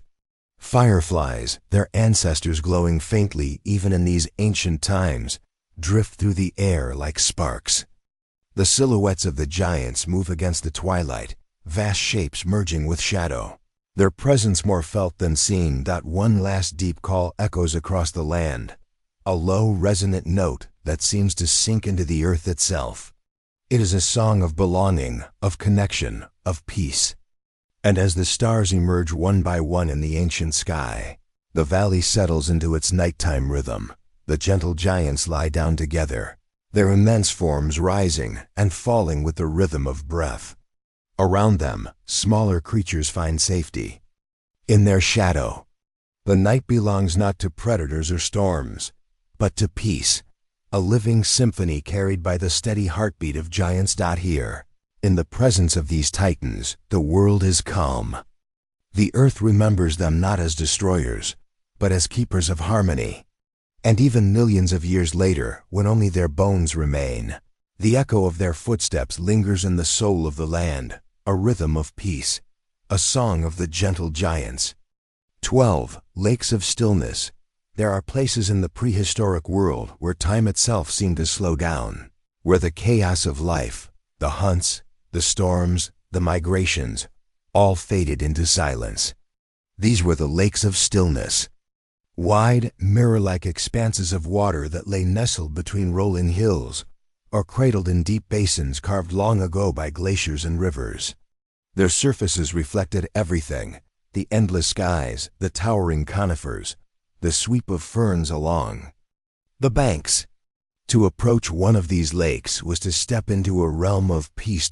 Imagine walking through the dense greenery of the Mesozoic forest, where the cicadas drone endlessly and the heavy footsteps of sauropods echo in the distance. The air is thick with humidity and the smell of damp earth. Then, suddenly, the trees part. Before you stretches a vast calm sheet of water so perfectly still that you cannot tell where the forest ends and the reflection begins.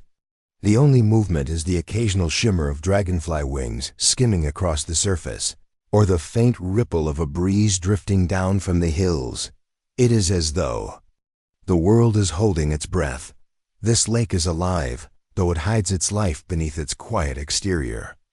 Look closely at the shallows.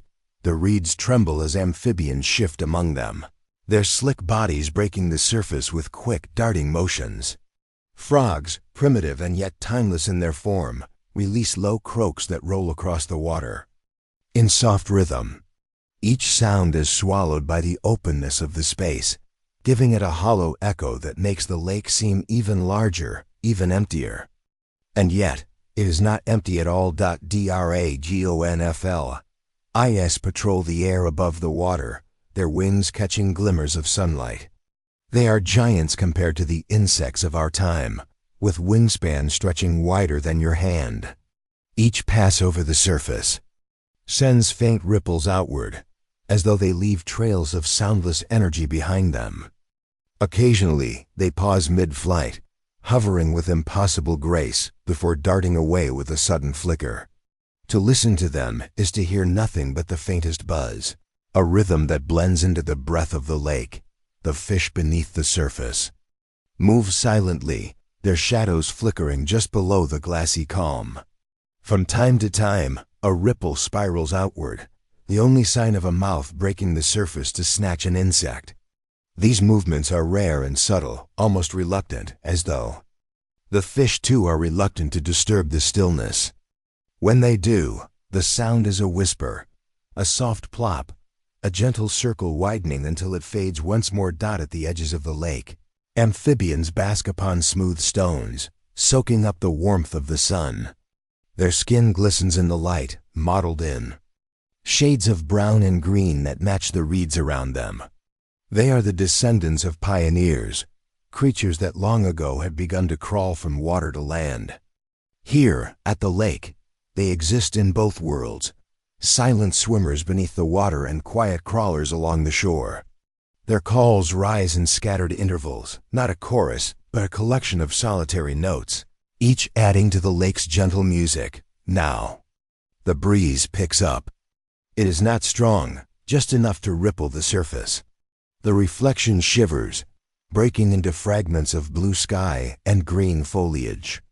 The sound of the breeze is softer here than in the forest, as though the water absorbs and calms it. Reeds along the banks sway in rhythm, whispering against one another. The ripples spread outward, fade, and once again the lake returns to silence. This is a place that draws the great creatures as well. From the trees emerges a small herd of hadrosaurs, their beaked faces lowered as they move in slow procession to the water's edge. Their steps are steady, muffled by the soft ground, until the first reaches the shore. For a moment, they pause, their eyes scanning the lake's surface. Then one leans forward, breaking the mirror with its beak as it drinks. Ripples cascade outward, widening across the water. More follow, and soon the stillness is broken by the rhythm of peaceful giants drinking, their breath rising in soft huffs, their low rumbles vibrating through the air like distant thunder. Yet even this is not disruption. It is harmony. Their presence seems natural, as though the lake welcomes them. Further along the shoreline, a stegosaur lumbers forward, its plates casting long reflections in the water. It lowers its head, dipping its beak delicately as though careful not to disturb the peace. The sight of such immense creatures moving with such gentleness is humbling. They leave no violence here, only calm companionship. Bird-like creatures, small and feathered, flutter along the reeds, snapping up insects disturbed by the dinosaur's movement. Their calls are light, delicate, like notes of a flute scattered on the breeze. They rise and fall quickly, never lingering long enough to overwhelm the soundscape. Each voice is just a single accent to the whole, a brushstroke of sound across the canvas of stillness. Now the light begins to shift. The sun, once high above, starts its slow descent toward the horizon. The sky glows amber, and the reflection upon the lake deepens, becoming richer, more golden. Dragonflies still hover, their wings now catching the warm light and glowing as though made of glass. Amphibians grow louder, their calls stretching into the lengthening shadows. The hadrosaurs retreat, their heavy bodies fading back into the forest, leaving only ripples that settle gradually into calm. With dusk comes transformation. The first stars begin to pierce the sky, and they appear too in the lake, doubled in. Reflection. It is as though you stand between two heavens, one above, one below. The silence deepens. Even the insects, so insistent during the day, soften their rhythm. The water grows darker, hiding its fish, its amphibians. And yet, the calm is not empty. It is full of presence, of life waiting quietly. Occasionally, you hear the distant call of a nocturnal hunter echoing from the forest. Perhaps a small theropod prowls under the trees, but it does not come to the lake. Here, the stillness holds sway. Predators and prey alike respect the quiet of this place. It is a sanctuary, not by law but by atmosphere, as if the lake itself demands reverence. Night fully arrives. The moon, pale and luminous, rises above the horizon. Its reflection shimmers upon the water, rippling with every faint movement of air. Frogs continue their chorus, their voices carrying over the stillness, joined by the occasional trill of insects. Fireflies drift along the reeds, their lights flickering like sparks cast across the dark water. And in this moment, standing at the lake's edge, listening, you realize the gift of this place. It is not the drama of hunts, nor the spectacle of giants clashing. It is the opposite, the miracle of peace. A world where life pauses, where creatures gather not to fight or to flee, but to share stillness. The lake holds their reflections, and in holding them, it holds their essence. Fleeting moments of calm in a world of change. The lakes of stillness remind us that even in the age of dinosaurs, even in a time of unimaginable beasts and raw survival, there were moments of quiet, beauty. They were the breathing spaces of the ancient world, mirrors of sky, keepers of silence, sanctuaries of life. To listen to them is to be reminded that peace, too, has always been part of the Earth story. Chapter 13. Coastal breezes of the Cretaceous. Air is heavy with salt. A breeze stirs gently across the shoreline, carrying with it the scent of ancient oceans and the rhythm of waves that have touched this land for millions of years. The Cretaceous coast is alive, yet it does not rush. It breathes slowly, steadily, in harmony with the rise and fall of the tides. Each wave that approaches and retreats feels like the pulse of time itself, a calm rhythm that has existed long before humans ever walked the earth. The sand beneath these ancient skies glistens, damp from the tide that lingers just moments longer before pulling back. Gentle surf crashes in soft rolls, not in violence but in whispers, leaving trails of foam that curl and dissolve into the wet shoreline. The wind brushes across the open expanse, bending low the ferns and conifer-like shrubs that dot the coastal edge. The breeze is neither harsh nor biting. It is cool, soothing, and endlessly patient, a constant companion to the seas that cradle this world. Above, the sky stretches vast and pale. Gulls as we know them do not yet exist, but their ancestors fill the skies. Etheirnes, bird-like, yet still bearing the legacy of their reptilian past, circle in wide arcs overhead. Their calls pierce the quiet, sharp notes echoing off the water before fading into the sound of waves. Occasionally, they dive with precision, folding their wings, and slicing into the shallows with barely a splash, emerging with wriggling fish clasped in narrow beaks. Further out at sea, the larger Hesperornis swim with skill, wings reduced to paddles that guide them underwater, their movements more like seals than birds. They surface for air with a quick splash, shake their heads free of droplets, then disappear. Again into the blue. The shoreline stretches in both directions, an endless horizon where ocean kisses land. Here and there, driftwood from ancient forests is washed ashore, its bark long worn smooth by water, lying half buried in the sand like the bones of forgotten trees. Around them, crabs scuttle sideways, digging small burrows before the tide can reclaim them. The beach itself hums with hidden life, burrowing insects beneath the sand, tiny lizards darting from one shadow to the next, and delicate dragonflies gliding just above the pools left behind by retreating water. The breeze carries sound as much as it does scent. It threads through the landscape like music, weaving together every note into one continuous song. The slow crash of waves, the thin cries of seabirds, the rustle of fronds bending to the wind, all of it merges into a single coastal harmony. Each gust of air feels alive, brushing over scales, feathers, leaves, and water alike. The Cretaceous coast is not silent, but it does not shout. It speaks in whispers, its voice soft but endless. A small herd of hadrosaurs lingers just inland, their bulky forms partly hidden by the fringe of coastal vegetation. They are cautious here on the open sand, where visibility stretches wide. Yet thirst draws them closer. Slowly, they move forward, heavy feet pressing into the wet ground, leaving prints that will remain until the tide washes them away. They lower their heads to drink from shallow pools where freshwater streams mingle with the sea. Their low, resonant calls rumble across the beach, deep and calming, like distant drums echoing through the air. Even in their size, there is gentleness. They move without haste, blending seamlessly into the tranquil rhythm of this place. Far out in the distance, the horizon shimmers beneath the afternoon sun. The water reflects light like liquid glass, only broken when a school of fish breaks the surface in a quick, glittering spray. The calm is interrupted only briefly, before returning again to stillness.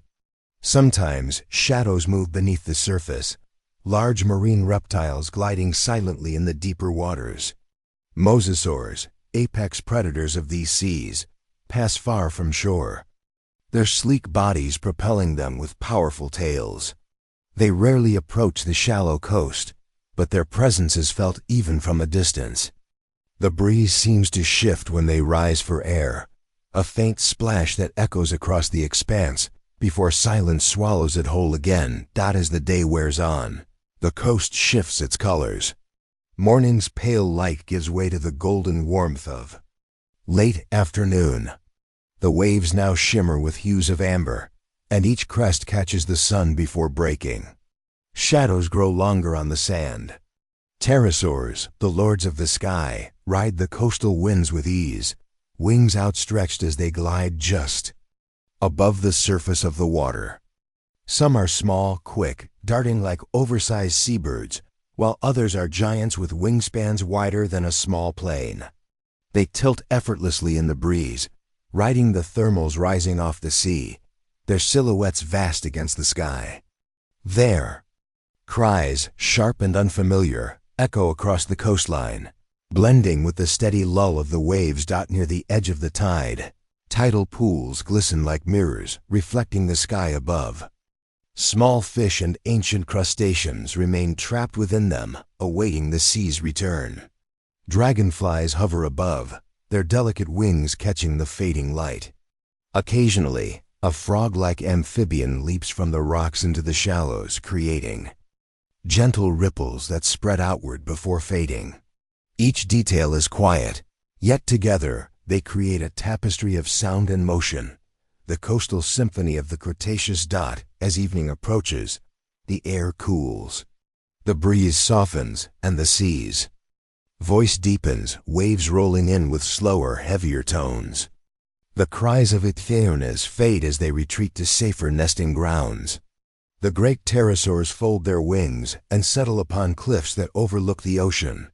The hadrosaur herd drifts back inland, leaving only footprints pressed into the damp sand. Shadows lengthen into twilight, and the coastline exhales, as though the entire world prepares for sleep. The sun sinks, painting the horizon in streaks of orange and purple. The last light reflects across the still water, shimmering like fire before melting into darkness. The breeze remains, soft, cool, steady, whispering through the ferns and across the waves. Insects begin their nighttime chorus, filling the silence with a low hum.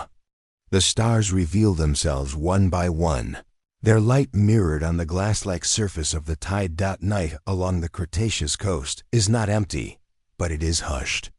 The ocean continues its rhythm, the eternal heartbeat. Of the earth, somewhere offshore, a mosasaur surfaces briefly, its movement marked only by a faint splash. In the distance, the faint silhouettes of seabird ancestors rise against the moonlit sky, their wings catching silver light as they glide silently across the night air. The wind continues to move, weaving across sea and land, carrying with it the timeless music of waves, the breath of the ocean, and the quiet history of a world in motion. The coastal breezes never cease. They move across ages, brushing against feather, scale, leaf, and stone alike. They are the link between sea and land, between day and night, between past and present. To sit on this shoreline is to hear time itself, patient, endless, and serene. The Cretaceous coast holds no urgency, no haste. Only the calm rhythm of the ocean, the steady breath of the earth, and the gentle promise that life, in all its forms, will continue to move with the tides. Chapter 14. Ancient Desert Winds. The desert has always been a place of whispers. Even in the prehistoric past, long before human eyes ever gazed across sand and stone, there were vast stretches of arid wilderness, quiet, mysterious, and timeless. These were landscapes shaped not by rivers or forests, but by the persistent breath of the wind. The wind sculpted dunes into waves that seemed to roll endlessly, carving delicate ridges one day and toppling them the next. In the stillness of these ancient deserts, the air itself became a voice, carrying with it the sigh of ages. Imagine standing at the heart of a Mesozoic desert. The horizon stretches without end, an ocean of shifting dunes glowing in pale gold. Beneath the midday sun, the air shimmers with heat, the ground cracked and dry beneath your feet. There's no sound of rushing rivers or rustling leaves, only the hushed whistle of the wind as it passes through grains of sand, moving them one by one, endlessly rearranging the face of the desert. The stillness feels absolute, and yet, if you listen carefully, there is music here. The desert's voice is soft but persistent, a harmony made of whispers, sighs, and the low hum of air moving through endless space. A day in the life of a survivor on a blistering morning. A small reptile, something like an early desert lizard, pushes its head above the sand. Its eyes are narrow slits against the light, its scales patterned in muted browns and tans to match the ground. To survive here is not to fight the desert, but to hide within it. Every movement must be careful, timed with the wind. The little creature scuttles quickly across open ground, each step leaving faint tracks that the next gust erases. It pauses by a cracked stone, its body pressed flat to blend with the surface, watching for danger. Above, a shadow briefly crosses the sand, the wing of a small pterosaur gliding silently, its sharp eyes scanning the ground for movement. Lizard does not dare move. It waits, pressed into stillness, until the shadow passes. Then, in a quick dart, it disappears into the shelter of a dune. Safe for now. This reptile's day is a balance of hunger and caution. It emerges in the cooler morning, evening hours to feed on insects carried by the wind, scurrying after the faint rustle of legs in the sand. When the sun burns high, it burrows into the cooler depths beneath the dunes, waiting out the furnace above. The desert is harsh, but it is not empty. Life survives here by listening to the wind, the sand, and the silence. The singing of the sands as the day deepens, the dunes begin to shift. Sand slides down their slopes in sudden cascades, producing a low hum, a resonance that vibrates through the air. Ancient travelers, long after the age of dinosaurs, would call this the song of the desert, but it was present long before human ears could imagine it. A deep, vibrating tone rising from the earth itself, as if the dunes were living things with voices of their own. The wind triggers the sound, the grains moving in harmony, each tiny particle playing its part in a great hidden instrument. To stand near such a dune is to feel the vibration in your chest, as though the land is speaking in tones too ancient for language. It is a sound at once eerie and calming, a reminder that the desert is never truly silent. It sings in ways beyond ordinary hearing. Storm. Over the dunes, the calm is deceptive. In deserts, storms come suddenly, unannounced. The first sign is often the sky. Clouds gather on the horizon, thin at first, then swelling into dark walls that move swiftly across the open land. The wind, once gentle, sharpens into a sharp hiss. It pulls at the dunes, lifting sand into the air, and within minutes the sky turns hazy, the sun veiled in a golden-brown curtain. Then the storm arrives. The wind roars, no longer a whisper but a voice of fury. Sand lifts in great spirals, whirling into walls that move like living things. Lightning flashes, a blinding strike against the horizon, followed by thunder that rolls endlessly across the barren expanse. For a moment, the desert is transformed into chaos, a sea of dust and sound, where vision is lost and the world seems to vanish. Small creatures huddle in burrows, sealing themselves in with sand. The little reptile from earlier presses deeper. Underground, sensing the storm's violence. Above, dunes collapse and reform, their slopes torn apart, reshaped in minutes. The sound is overwhelming. The howl of the storm, the hiss of sand striking stone, the deep rumble of thunder overhead. Yet even here, in this violence, there is beauty. The storm is not destruction, but transformation. When it passes, the desert will not be the same. The dunes will have shifted, new shapes carved, old paths erased. The desert renews itself with every storm. Nightfall over the sands, when the storm finally drifts away, silence returns. The winds soften, the air cools, and the desert seems to breathe again. Night descends swiftly, the sky turning a deep, infinite black. Stars emerge in dazzling clarity, so many, so bright, that the heavens seem to open like a vast ocean above. Desert at night is not lifeless. In the stillness, new voices rise. Insects begin their chorus, their chirps and hums weaving into the steady whisper of the wind. Small mammals emerge, their feet pattering faintly against the sand. Somewhere in the distance, a larger reptile, perhaps an early predator, lets out a rasping call. A sound swallowed quickly by the vastness. The sands themselves continue their song. In the cool air, the grains shift gently, producing faint murmurs. The desert is alive, but in a way so subtle that one must lean into silence to hear it. Each sound is small, delicate, but together they form a music unlike any other. Eternal breath, the desert is patient. It has no need to rush, no need to shout.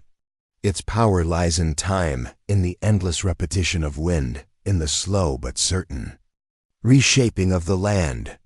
Long before humans, long before even dinosaurs, there were deserts. And long after, deserts will remain. The ancient desert winds carried more than sand, they carried memory. They whispered over the bones of long vanished creatures, across the stones of ancient seas now dry, over plants long fossilized. They were the keepers of silence, sculptors of the land, and voices of a world that often spoke not in shouts or roars, but in gentle sighs. To listen to them is to hear the desert itself breathing, a timeless rhythm that has never truly ceased. The winds you feel today, brushing across your cheek, are kin to those that swept across the dunes of the Mesozoic. They are echoes of an eternal song, a song of patience, of silence, of endurance. The desert does not forget. It remembers in its sands, in its winds, in its quiet. To walk here, or to imagine walking here, is to enter a world where time feels different, stretched, eternal. It is to realize that even emptiness has a voice, and that silence itself can sing.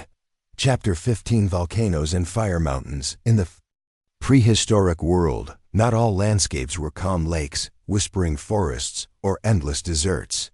Some corners of the earth were defined by fire. Towering mountains belched smoke and molten rock. Rivers of lava flowed slowly across hardened plains. and the sky itself seemed to burn with the reflection of eruptions far in the distance. These were the fire mountains, the volcanoes of the Mesozoic, ancient sentinels whose presence shaped both the land and the life that dared to exist nearby. Imagine standing at the edge of a cool lava field, where blackened rock stretches for miles, jagged and uneven underfoot. The air carries a faint sulfuric scent, a reminder of the molten rivers that still flow beyond the horizon. In the distance, a volcano rumbles, low and constant. A deep vibration felt more in the chest than heard with the ears. Occasionally, the peak glows a dull red as molten rock slowly rises, spilling over into streams of fire that snake down the mountain's slope. From here, even the air seems to shimmer with heat, and the land hums a quiet, almost hypnotic rhythm, the pulse of a living planet. The soundscape of these volcanic regions is not chaotic, as one might expect. Yes, there are eruptions, yes, there is fire, but the world of the fire mountains is far more complex. Lava flows steadily, not in sudden bursts but in measured glowing paths that seem deliberate. The movement of molten rock produces a low, resonant crackling, a sound both primal and strangely soothing. Ash clouds drift lazily above, settling in slow spirals over the plains and forests below. The wind catches the ash, carrying fine gray particles across great distances, softening the harsh outlines of cooled lava fields and blending with the distant roar of rumbling peaks. Life in these fiery zones is cautious but persistent. Near the edges of lava flows, hardy plants, early ferns, and seed plants cling to life, their roots finding moisture in cracks and cooled soil. Insects buzz among the sparse foliage, their tiny wings brushing against the hot air, each movement measured, careful. Small reptiles slither across the blackened rock, scales reflecting the glow of distant lava, pausing only when the ground grows too hot or when a low rumble shakes the landscape. The very presence of life here is a testament to resilience, a quiet miracle against a backdrop of fire and smoke. The sky above the volcanoes tells its own story. Ash clouds rise like mountains themselves, dark and imposing, illuminated from within by flashes of lightning born of static charges in the particulate-heavy air. These flashes crack the sky with brief, electric brilliance, illuminating the lava fields and casting long shadows over the rugged terrain. The combination of fire, smoke, and sudden light creates a surreal landscape, almost dreamlike in its intensity. Yet even in this, there is calm, a rhythm to the eruptions, a pattern to the chaos, a meditation in motion. Approach a river of lava, and you can see the subtle shifts in color as it cools. The edges turn black first, crusting over, while the molten interior continues to flow, orange and glowing beneath a fragile shell. Occasionally, a small fragment breaks away, rolling slowly down the slope, cooling rapidly into jagged black stone. The sound is not loud, not violent. It is a soft pop, a gentle hiss, almost imperceptible against the constant hum of the mountain. It is the language of fire. A quiet conversation between heat and stone. Evening brings a change. The sun dips low behind peaks, turning the sky to deep red and gold. Shadows stretch across lava plains, and the glow from molten rivers seems brighter. Against the dimming light, life continues its quiet movements. Insects and small reptiles retreat to cracks and cooler areas. Plants close their fronds, conserving moisture and waiting for night. Somewhere distant, a larger predator, perhaps a theropod, moves along the foothills, its silhouette outlined against the glowing horizon. Cautious but drawn by the smells of life that survive even here, night over the fire mountains is an experience of contrasts. The air cools significantly, but the glow of molten rock continues to paint the surroundings with light. Ash settles gently, coating everything in a fine layer, softening sounds and muting motion. The low rumble of distant eruptions mixes with the whisper of wind over cooled lava fields. Star-filled skies pierce through gaps in smoke clouds, and The reflection of light from flowing lava creates a surreal mirror of fiery constellations on the ground. The land breathes, slow and steady, a rhythm felt more than heard, a heartbeat in time with the ancient earth itself. From a distance, one can see multiple volcanoes in a range, their peaks glowing intermittently as magma rises and falls, their clouds of ash drifting together, merging into a single hazy ceiling over the horizon. The low rumbles combine with occasional pops and crackles from lava flows to form a continuous, meditative soundtrack, both powerful and calming. The desert-like plains surrounding the fire mountains contrast with their violent beauty, offering safe refuges for life that thrives in the periphery, plants taking root in cooled lava, small reptiles navigating the heat, insects and tiny mammals emerging cautiously from nocturnal shelters. The interaction of wind and fire shapes the landscape continuously. Hot air rising from molten rock meets cooler breezes, creating gentle currents that move ash and dust across fields, forming miniature dunes and shifting patterns on the black stone. Occasional gusts carry the scent of smoke and minerals across vast distances, a sensory map of the volcanic terrain. Lightning and ash clouds punctuates this world with bursts of light, revealing the enormity and scale of the fire mountains. Each flash illuminates the land in stark contrast, a reminder of the raw energy still present in these ancient peaks. Morning brings calm after the night's quiet drama. The first light paints the peaks in pale pink and orange, and the glow of molten rivers softens under the rising sun. Life emerges slowly. Small reptiles, previously hidden, scuttle across cooled fields in search of food. Insects take flight, once more, their wings catching early light. Ferns and other hardy plants reach upward, seeking the warmth and light needed for growth. Even the volcanoes themselves, though still rumbling in distant peaks, seem less imposing in the soft glow, their energy now a gentle hum rather than an explosive roar. The fire mountains of the Mesozoic are more than destructive forces. They are part of the Earth's natural rhythm. Their eruptions, flows, and clouds of ash are not just events, but ongoing processes that sculpt the world, create habitats, and set the stage for life to adapt. The silence between eruptions is as significant as the eruptions themselves. It is a time for the land to cool, for creatures to move cautiously, and for life to persist amidst the constant presence of fire. To stand among the volcanoes is to experience both awe and serenity. The sight of glowing rivers of lava, the hum of the earth beneath your feet, the whisper of wind through ash-strewn peaks, all combine into a meditative experience. Life has carved a niche here, finding balance on the edge of destruction. The fire mountains are timeless, their presence a reminder of the power, persistence, and quiet beauty of our prehistoric world. Even long after eruptions cease, the cooled lava fields hold memory. The shapes of flows, the cracks were molten. Rock cooled first, the gentle curves of ash-covered slopes all speak of a world alive with energy, a landscape in perpetual motion, yet strangely still. To listen closely is to hear the earth itself breathe, its voice carried in the low rumbles. The crackles of lava, the whispering winds, and the distant flash of lightning. The fire mountains are alive, but not in the way we imagine life. They live in rhythm, in persistence, in the subtle balance between creation and destruction. In the distance, the volcanoes continue to glow faintly even as night deepens, casting pale light across blackened plains. Life persists, cautiously but steadily, insects, reptiles, and plants marking time against the backdrop of fire.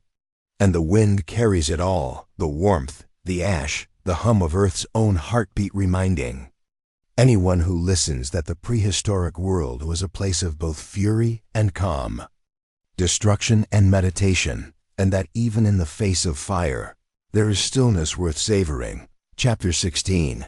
The hidden swamps in the heart of the prehistoric world, where the sun casts dappled light through dense, towering reeds. The hidden swamps of the Mesozoic breathe in quiet rhythms. These wetlands are ancient, timeless, and alive with sound, though it is a sound often overlooked. Water laps gently against moss-covered banks.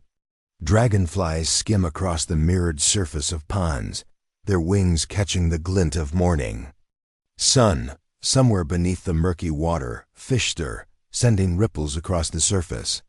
The swamp is alive, yet it moves at its own unhurried pace, a world suspended in a delicate balance between water, land, and the creatures that inhabit it. Morning. Mist rises, curling over the ponds and streams, softening every sound.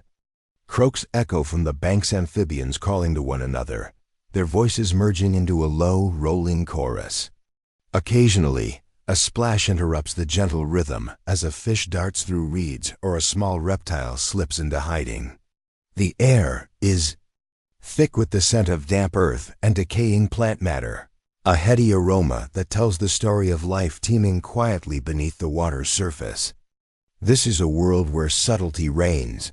The movements are small, the sounds soft, yet each is a vital thread in the tapestry of swamp life. Along the edge of the ponds, early turtles bask on logs, shells glinting in sunlight that filters through. The reeds, their slow movements, deliberate and cautious, speak of a life adapted to the rhythm of water and wind. Small dinosaurs, cautious and alert, pick their way along muddy banks, their feet sinking softly into the damp soil. They move carefully, pausing at the edge of the water to drink or hunt for small prey. The swamp rewards patience. Those who rush are met with hidden dangers beneath the murky surface. Dragonflies dominate the airspace above the water, weaving in delicate patterns. Their iridescent wings shimmer as they catch the light, skimming just above the surface or resting briefly on the reeds. Insects of all kinds add their subtle voices to the symphony, the hum of bees and early flowering plants, the gentle buzz of wings stirring the still morning air. Each sound is small, fleeting, yet contributes to the overall sense of life that pulses softly through the wetlands. Beneath the surface, life thrives in unseen complexity. Fish weave through the submerged roots of reeds, their scales flashing like liquid silver. Amphibians, some tiny and nimble, others larger and more imposing, navigate the underwater forest, hunting insects or avoiding predators. Small reptiles lurk near the edges, scanning for both food and threats. Even the water itself is alive with subtle movement currents weaving around roots, small bubbles rising as oxygen escapes from decomposing plants, the occasional snap of a turtle or fish breaking the surface. The interplay of sunlight and mist transforms the swamp into a place of quiet wonder. Golden beams pierce the reeds, illuminating suspended droplets of moisture like floating gems. Shadows play across the water, creating shifting patterns that move with the breeze. The reeds themselves sway gently, brushing against one another with soft whispers that mingle with the croaks, hums, and splashes of the swamp. It is a living painting, a harmonious blend of sound, movement, and light. Crafted over millions of years, life in these swamps is constantly adapting. Small dinosaurs, perhaps early ornithischians, move cautiously along the banks, stopping to graze on soft plant matter or sip from clear pools. Tiny mammals scurry through the undergrowth, their presence almost imperceptible amidst the chorus of water and insects. Predatory reptiles patrol the waters and banks, moving slowly, their eyes scanning for opportunity. Even the smallest creatures understand the rhythms of the swamp, timing their movements with wind and water, sunlight and shadow to survive in this quiet, teeming world. The midday sun intensifies, warming the reeds and water, and the sounds of the swamp change subtly. The croaks of amphibians slow, replaced by the gentle rustle of leaves and the soft splash of fish. Dragonflies take refuge in shaded pockets, their iridescent wings catching brief shafts of light. The wind whispers through the reeds, carrying faint scents of plants in wet soil, connecting every part of the swamp with invisible threads. The swamp's voice is ever-changing, yet always harmonious like a calm, evolving melody. Occasionally, the calm is punctuated by sudden motion. A fish leaps from the water in a silver arc, only to disappear with a splash. A larger reptile emerges from the reeds, its scaled body glistening with moisture, moving gracefully despite its size. The swamp's creatures are attuned to every subtle shift, the ripple of water, the hum of wind, the change in light. Life here is a delicate negotiation, a continuous dance with the forces of water, air, and the passage of time. As afternoon fades into evening, the light softens, painting the reeds and water in shades of amber and deep green. Shadows lengthen, and the chorus of croaks rises once more. The wind slows, and the swamp exhales in quiet sighs as the temperature drops. Insects resume flight, dragonflies dance above pools, and amphibians become more vocal, their calls echoing softly across the water. The interplay of movement, sound, and light creates a serene, almost magical atmosphere, a reminder that even in a world dominated by survival, there is space for calm and reflection. Night in the swamp is transformative. The mist thickens, curling around the reeds and pools, creating an ethereal landscape where shapes blur and sounds become amplified.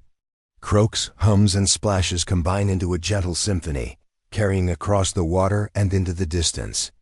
Small creatures emerge from their burrows, navigating by moonlight and starlight. The wind moves softly over the reeds, adding a delicate accompaniment to the natural orchestra. Even the water participates, reflecting the faint light of the moon. And the shadows of creatures gliding through its depths, the hidden swamps of the Mesozoic, are places of patience, persistence, and subtlety. They remind us that life does not always need grandeur to be profound. In these reedy wetlands, every splash, every whisper, every croak carries meaning. The land, water, and sky move in concert, creating a meditative rhythm that has existed for millions of years. To inhabit this space, even imaginatively, is to understand the quiet resilience of life, the delicate balance between creatures and environment, and the timeless serenity of deep, wet places untouched by the haste of the world beyond. By the late night, as stars reflect in the calm waters, the swamp exhales once more. Dragonflies rest on reeds, amphibians cease their calls for brief intervals, and the water mirrors the infinite sky. The hidden swamps carry the stories of countless creatures across time, of survival, of quiet triumph, of the soft persistence of life in a world defined by patience and subtle rhythms. Even in stillness, the swamp moves, breathes, and endures, a living testament to the profound calm of prehistoric Earth. Chapter 17. Twilight of the Giants. As the sun begins its slow descent toward the horizon, the prehistoric world enters a hush, a golden hour lull that blankets forests, plains, and rivers alike. The giants of the Mesozoic, the towering sauropods, the broad-shouldered stegosaurs, and the majestic ceratopsians move through the landscape with deliberate calm, each step pressing the rhythm of life into the soft earth. Their immense presence is both awe-inspiring and gentle. The very land seems to bend beneath their weight, yet they walk with surprising serenity, like slow-moving shadows painting the world in silhouette against the amber sky. The forests are quiet, but not silent. Leaves shimmer as a light breeze passes through the canopy, whispering above the giant creatures. Somewhere in the distance, the faint croak of amphibians echoes from a hidden stream, blending with the occasional call of a distant pterosaur drifting across the sky. Streams glint with reflected sunlight, rippling softly as small fish stir beneath the surface. Even in the presence of these titanic beings, life continues in quiet, delicate patterns, each creature adapting to the rhythm of the giant's movement and the fading light. In the sprawling plains, herds of sauropods graze slowly. Their long necks reach high into the trees, plucking leaves with careful precision, while their massive legs sink slightly into the soft soil with every step. Occasionally, A juvenile struggles to keep pace, its tiny head bobbing beneath the enormous shadow of its parents. The air is filled with a low, resonant rumble, the sound of deep throats calling to one another across distances that stretch hundreds of meters. There is an unexpected intimacy in these sounds, a reminder that even giants communicate, coordinate, and share moments of quiet together. Across the riverbanks, stegosaurs move with a deliberate grace, their armored backs catching the fading sun.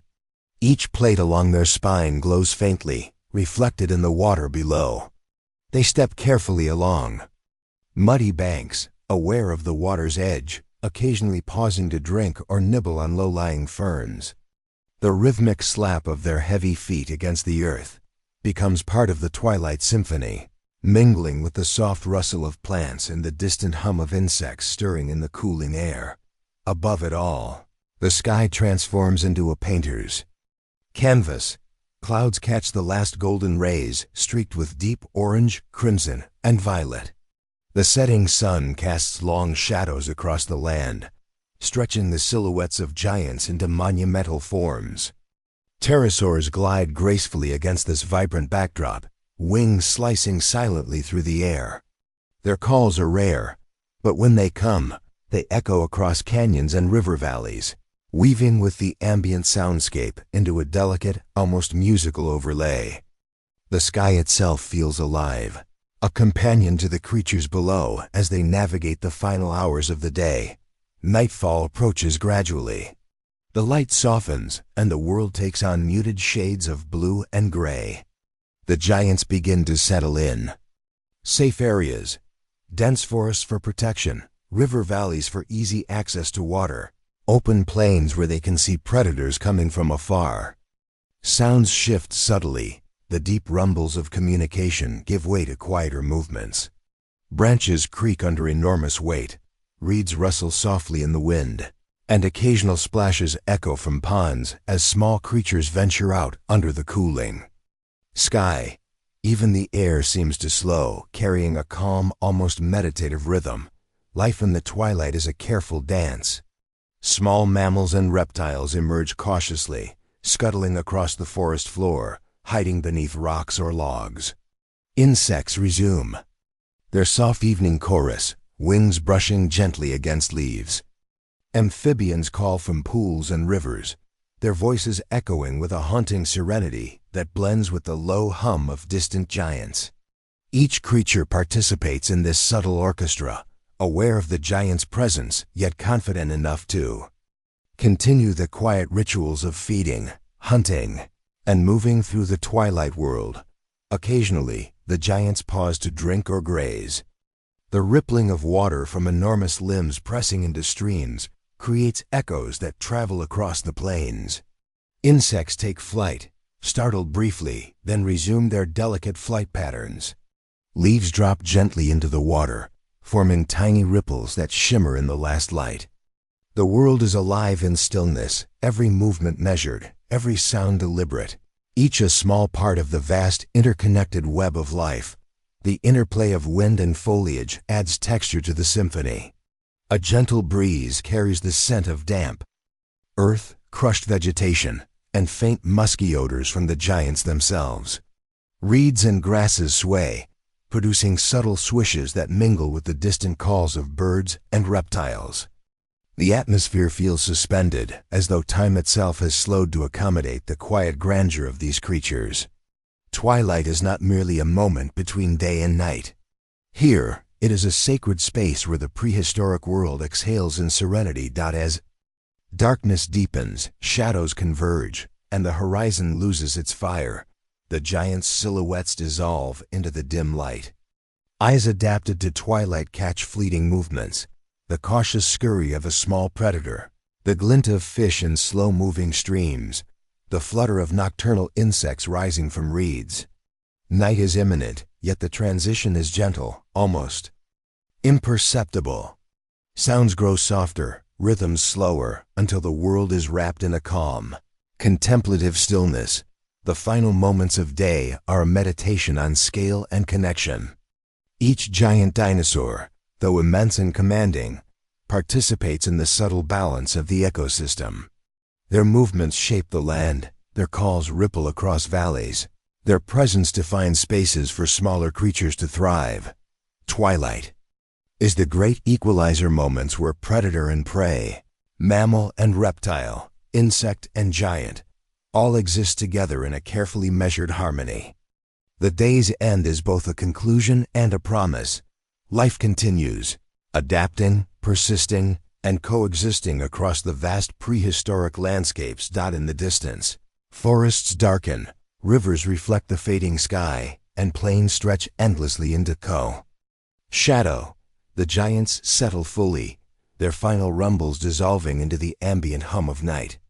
Small creatures claim the spaces left open, moving quietly, calling softly, completing the nocturnal chorus that continues after the titanic figures have paused.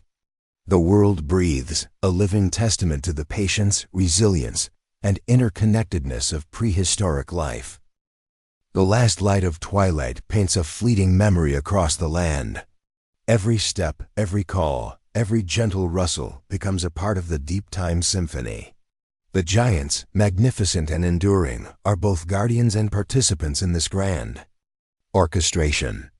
As darkness settles fully, the prehistoric earth becomes a living meditation, a reminder that even in silence, life resonates, and that the echoes of giants, forests, rivers, and swamps continue in the quiet persistence of time. By the end of twilight, the world feels complete.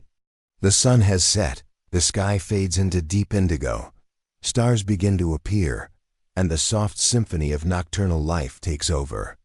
Yet within it, the memory of the giants lingers, their shadow, their movement, their presence woven into the sounds, scents, and subtle rhythms of the prehistoric night.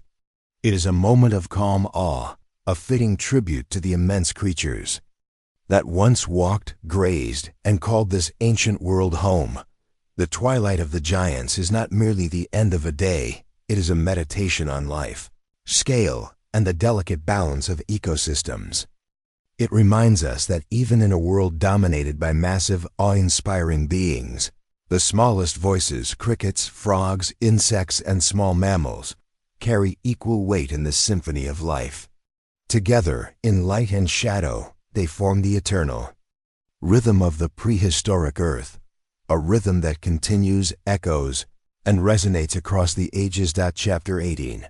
Twilight across the plains. As the sun dips low over vast Mesozoic plains, the world transforms into a theater of gold and amber. Shadows stretch across tall grasses, undulating gently in the evening breeze. Herds of herbivorous dinosaurs move slowly toward watering holes, riverbeds, and sheltered groves, each step deliberate, leaving temporary imprints on the soft, sun-warmed soil. Their movements are both majestic and peaceful, a slow procession of life guided by instinct and the rhythm of the day. The plains are alive in subtle ways. Insects hover above swaying grasses, their wings catching the last light of day. Small mammals emerge from burrows, scuttling cautiously among tall ferns and low shrubs, while tiny reptiles bask on sunlit rocks one last time before nightfall. Each creature senses the shifting light and temperature, adjusting its behavior to the changing world. Even the wind seems to pause, carrying the soft, warm scent of earth and vegetation across the open plains. The sky itself is a spectacle, painted in fiery hues of orange, pink, and violet. Clouds scatter the fading sunlight in intricate patterns, reflecting off distant mountains and river valleys.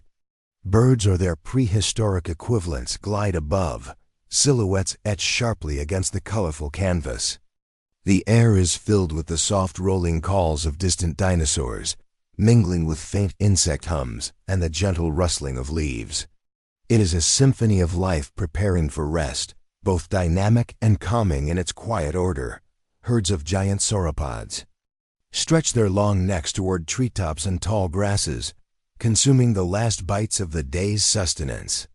Their massive feet sink slightly into soft soil, sending tiny vibrations across the ground, perceptible to smaller creatures nearby. Ceratopsians move in compact groups, grazing cautiously, their horns catching the evening light. Even in their grandeur, there's a sense of calm, a gentle presence that shapes the plains without forcing its will upon them. Predators, too, adjust their behavior with the approaching twilight. Smaller theropods move stealthily among the grasses, observing but not yet striking. Larger carnivores retreat to shaded areas, conserving energy for the night's hunting. The balance of predator and prey creates an underlying tension, subtle and natural, yet woven seamlessly into the tranquil rhythm of the plains. Every sound and movement is measured, deliberate, a meditation in survival. Water sources become focal points as day fades. Shallow ponds mirror the glowing sky, disturbed only by occasional fish or amphibian activity. Herbivores approach slowly, drinking carefully, alert to the subtle signs of danger. Insects buzz around the water's edge, creating a gentle ambient hum that blends with the splashes of small creatures. The interaction of land, water, and life forms a calming, meditative environment, a momentary pause before night blankets the world. As the sun sinks further, shadows deepen, stretching the silhouettes of giants across the plains. The wind stirs grasses and reeds, creating a soft whispering sound that carries across miles. Trees sway gently along riverbanks and hillsides, leaves rustling in the cooling air. Birds settle into their roosts while pterosaurs return to cliffs, and treetops, wings folding in preparation for darkness. The transition from day to night is seamless, a natural crescendo of color, sound, and movement that signals the end of the day and the quiet anticipation of the night. Small details punctuate the twilight. A lizard darts across warm soil. A frog calls softly from a distant pond.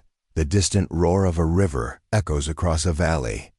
These subtle sounds, often overlooked, combine into a delicate orchestration of life, illustrating the quiet complexity of the plains. Every creature, every ripple, every rustle contributes to the harmony of the environment, reinforcing a sense of calm, continuity, and deep time connection. The glow of the setting sun slowly fades to soft purples and blues, reflected across shallow water pools and the edges of hills.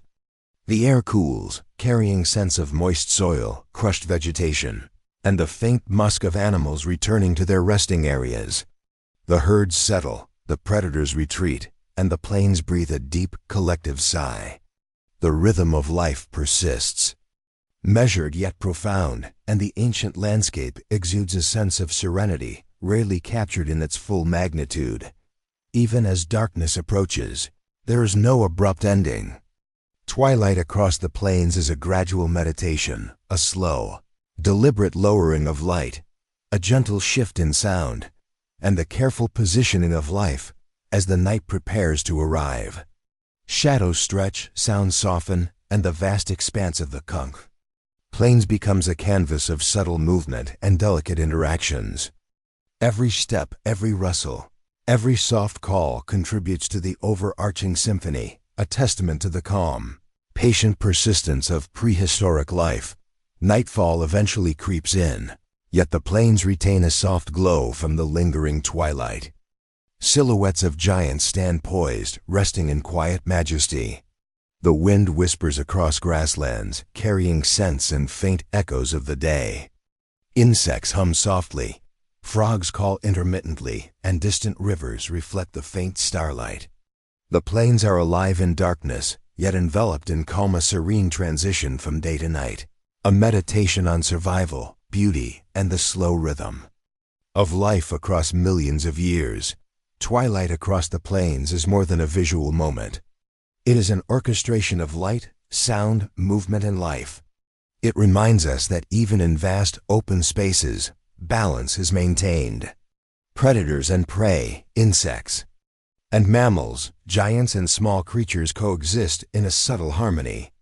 Each contributes to the ongoing meditation of life, forming a living, breathing landscape that continues quietly, persistently, and beautifully as night fully descends. Chapter 19.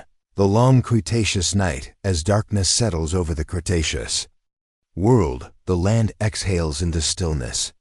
Stars emerge, scattered across an ink-blue sky, reflecting faintly on rivers, lakes, and dew-laden foliage. Shadows stretch long and silent, obscuring the movements of both predators and prey.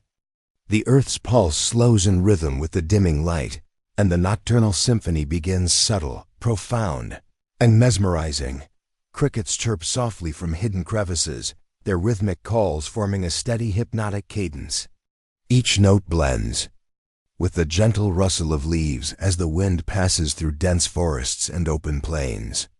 Small mammals scurry through undergrowth, cautious yet persistent, their tiny movements adding delicate echoes to the night soundtrack. Amphibians call intermittently from pools and rivers, a haunting melody that drifts across the still waters. Reptiles, adapted for darkness, begin their quiet patrols. Sleek, cautious theropods move among ferns and shrubs, eyes gleaming in the starlight, attentive to every subtle vibration in the earth. Their soft footfalls blend seamlessly with the ambient sounds, creating a sense of tension softened by the night's calm. Tiny predators, nocturnal in nature, hunt insects and small vertebrates, adding dynamic motion to the otherwise serene environment. Above, the sky teems with life of a different kind. Early birds and pterosaur species navigate the cool night air, calling softly or gliding silently across moonlit landscapes. Occasionally, a shadow crosses the starlight, a reminder of the scale and majesty of life in the skies above. The movement of wings, the whisper of air, and the subtle calls of aerial hunters blend harmoniously with the chorus below, creating an orchestra of both earth and sky. The long night stretches endlessly, yet time seems to move in slow, deliberate waves. Streams ripple gently as nocturnal fish stir beneath the surface. Lakes mirror the constellations above, reflecting a calm vastness broken only by occasional ripples or the subtle landing of a small animal at the water's edge. The gentle caress of wind carries the scent of damp earth, crushed vegetation, and faint musk from nearby giants resting in the distance. Predators maintain a quiet vigilance. While many rest, others move stealthily among ferns and low shrubs, eyes fixed on possible prey. The tension is never harsh or abrupt. It is a measured, natural rhythm, reminding all who watch or imagine of the balance between survival and serenity. Even in this darkness, life pulses quietly, each movement contributing to the intricate harmony of the nocturnal landscape. Insects dominate the auditory landscape. Crickets, beetles, and other night-active creatures provide a consistent, calming hum, punctuated by softer occasional calls of amphibians or the subtle rustle of leaves. The soundscape is layered, high-pitched trills, low buzzing wings. Distant water movements weave a tapestry that evokes both awe and tranquility. Every vibration is amplified by the quiet of the night, creating a deeply immersive, almost meditative experience. The faint rustle of larger animals adds texture to the night. Herbivorous dinosaurs shift in herds, low rumbles vibrating through the soil. Their massive forms are silhouetted against the moonlight, moving slowly as they settle in sheltered areas for rest. Their presence is grounding, a reminder of the scale of life that coexisted with the smaller nocturnal inhabitants. Even the smallest creatures navigate around these giants with care, their tiny movements part of the same orchestrated rhythm. As the hours pass, the Cretaceous night deepens. Stars shift across the sky, and the first hints of distant planets shimmer faintly in the darkness. A river glimmers under starlight, disturbed only by fish or insects skimming its surface. In the forests, nocturnal birds softly call, their sounds weaving through the trees like invisible threads connecting every element of the ecosystem. This is the world of the long Cretaceous night. Vast, silent in some ways, yet vibrant with subtle activity. The darkness amplifies awareness. Every sound, every motion carries significance. Predators, prey, and small insects coexist in a delicate balance, and the night itself becomes both stage and participant in this timeless meditation of life.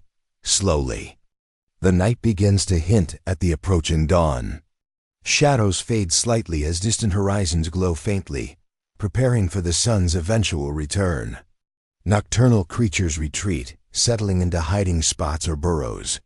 Rivers, lakes, and streams continue their soft murmur, a gentle counterpoint to the stillness enveloping the land. The earth's nocturnal symphony lingers, leaving an indelible imprint of calm, wonder, and deep time resonance. By the end of the long Cretaceous night, the land feels alive yet serene. Every chirp, splash, and rustle contributes to a profound sense of continuity. Life adapts, persists, and breathes in rhythm with the slow unfolding of time. The world of night is a meditation on survival, coexistence, and the quiet beauty of the ancient earth, an experience that prepares the landscape and the viewer for the return of light in the final chapter. Chapter 20. The final echoes of prehistoric Earth. The first rays of dawn touch the ancient earth, painting forests, plains, rivers, and mountains with soft golden light. After the long Cretaceous night, the world awakens in gentle harmony. Every leaf, ripple, and creature seems to exhale in unison, as though the planet itself is stretching. After a deep, restorative slumber, the echoes of prehistoric life linger in every corner, the whispers of wind across ancient ferns, the distant murmur of rivers, the soft movements of creatures emerging from night. In the forests, shadows recede, revealing massive trees swaying gently in the morning breeze. Birds or their prehistoric ancestors take to the skies, their wings slicing softly through the warm, fresh air. Insects hum in layered, overlapping rhythms, adding texture to the forest symphony. Even the smallest sounds, the rustle of leaves, the drip of dew from branches, carry significance in this moment, as the world reawakens with an almost sacred reverence. Across the plains, herds of herbivores stir, stretching and moving toward grazing areas. Giant sauropods lift their immense necks to feed on tender foliage, while ceratopsians shuffle cautiously among shrubs. Each movement resonates through the land, the soft rumble of a herd, the gentle thud of feet on soft soil, the swish of tails brushing against tall grass. These giants, both awe-inspiring and peaceful, remind us of the patience and rhythm embedded in ancient ecosystems. Waterways shimmer in the morning light. Lakes mirror the sky, reflecting the slow movements of small fish beneath the surface. Frogs call intermittently from the banks, and insects skim across the water's sheen. Rivers murmur quietly, guiding the flow of life across the land. Every droplet, every ripple, and every subtle sound contributes to the final orchestration of this prehistoric symphony. The water itself becomes a meditation, reflecting the continuity of life across time and space. Predators cautiously resume activity. Theropods patrol shaded areas, moving with calculated stealth, yet there is no sense of urgency. The land is balanced, a choreography of coexistence where every species, large or small, has its place and purpose. Small mammals scuttle through undergrowth, insects rise into the morning air, and amphibians bask briefly on rocks warmed by the soft light.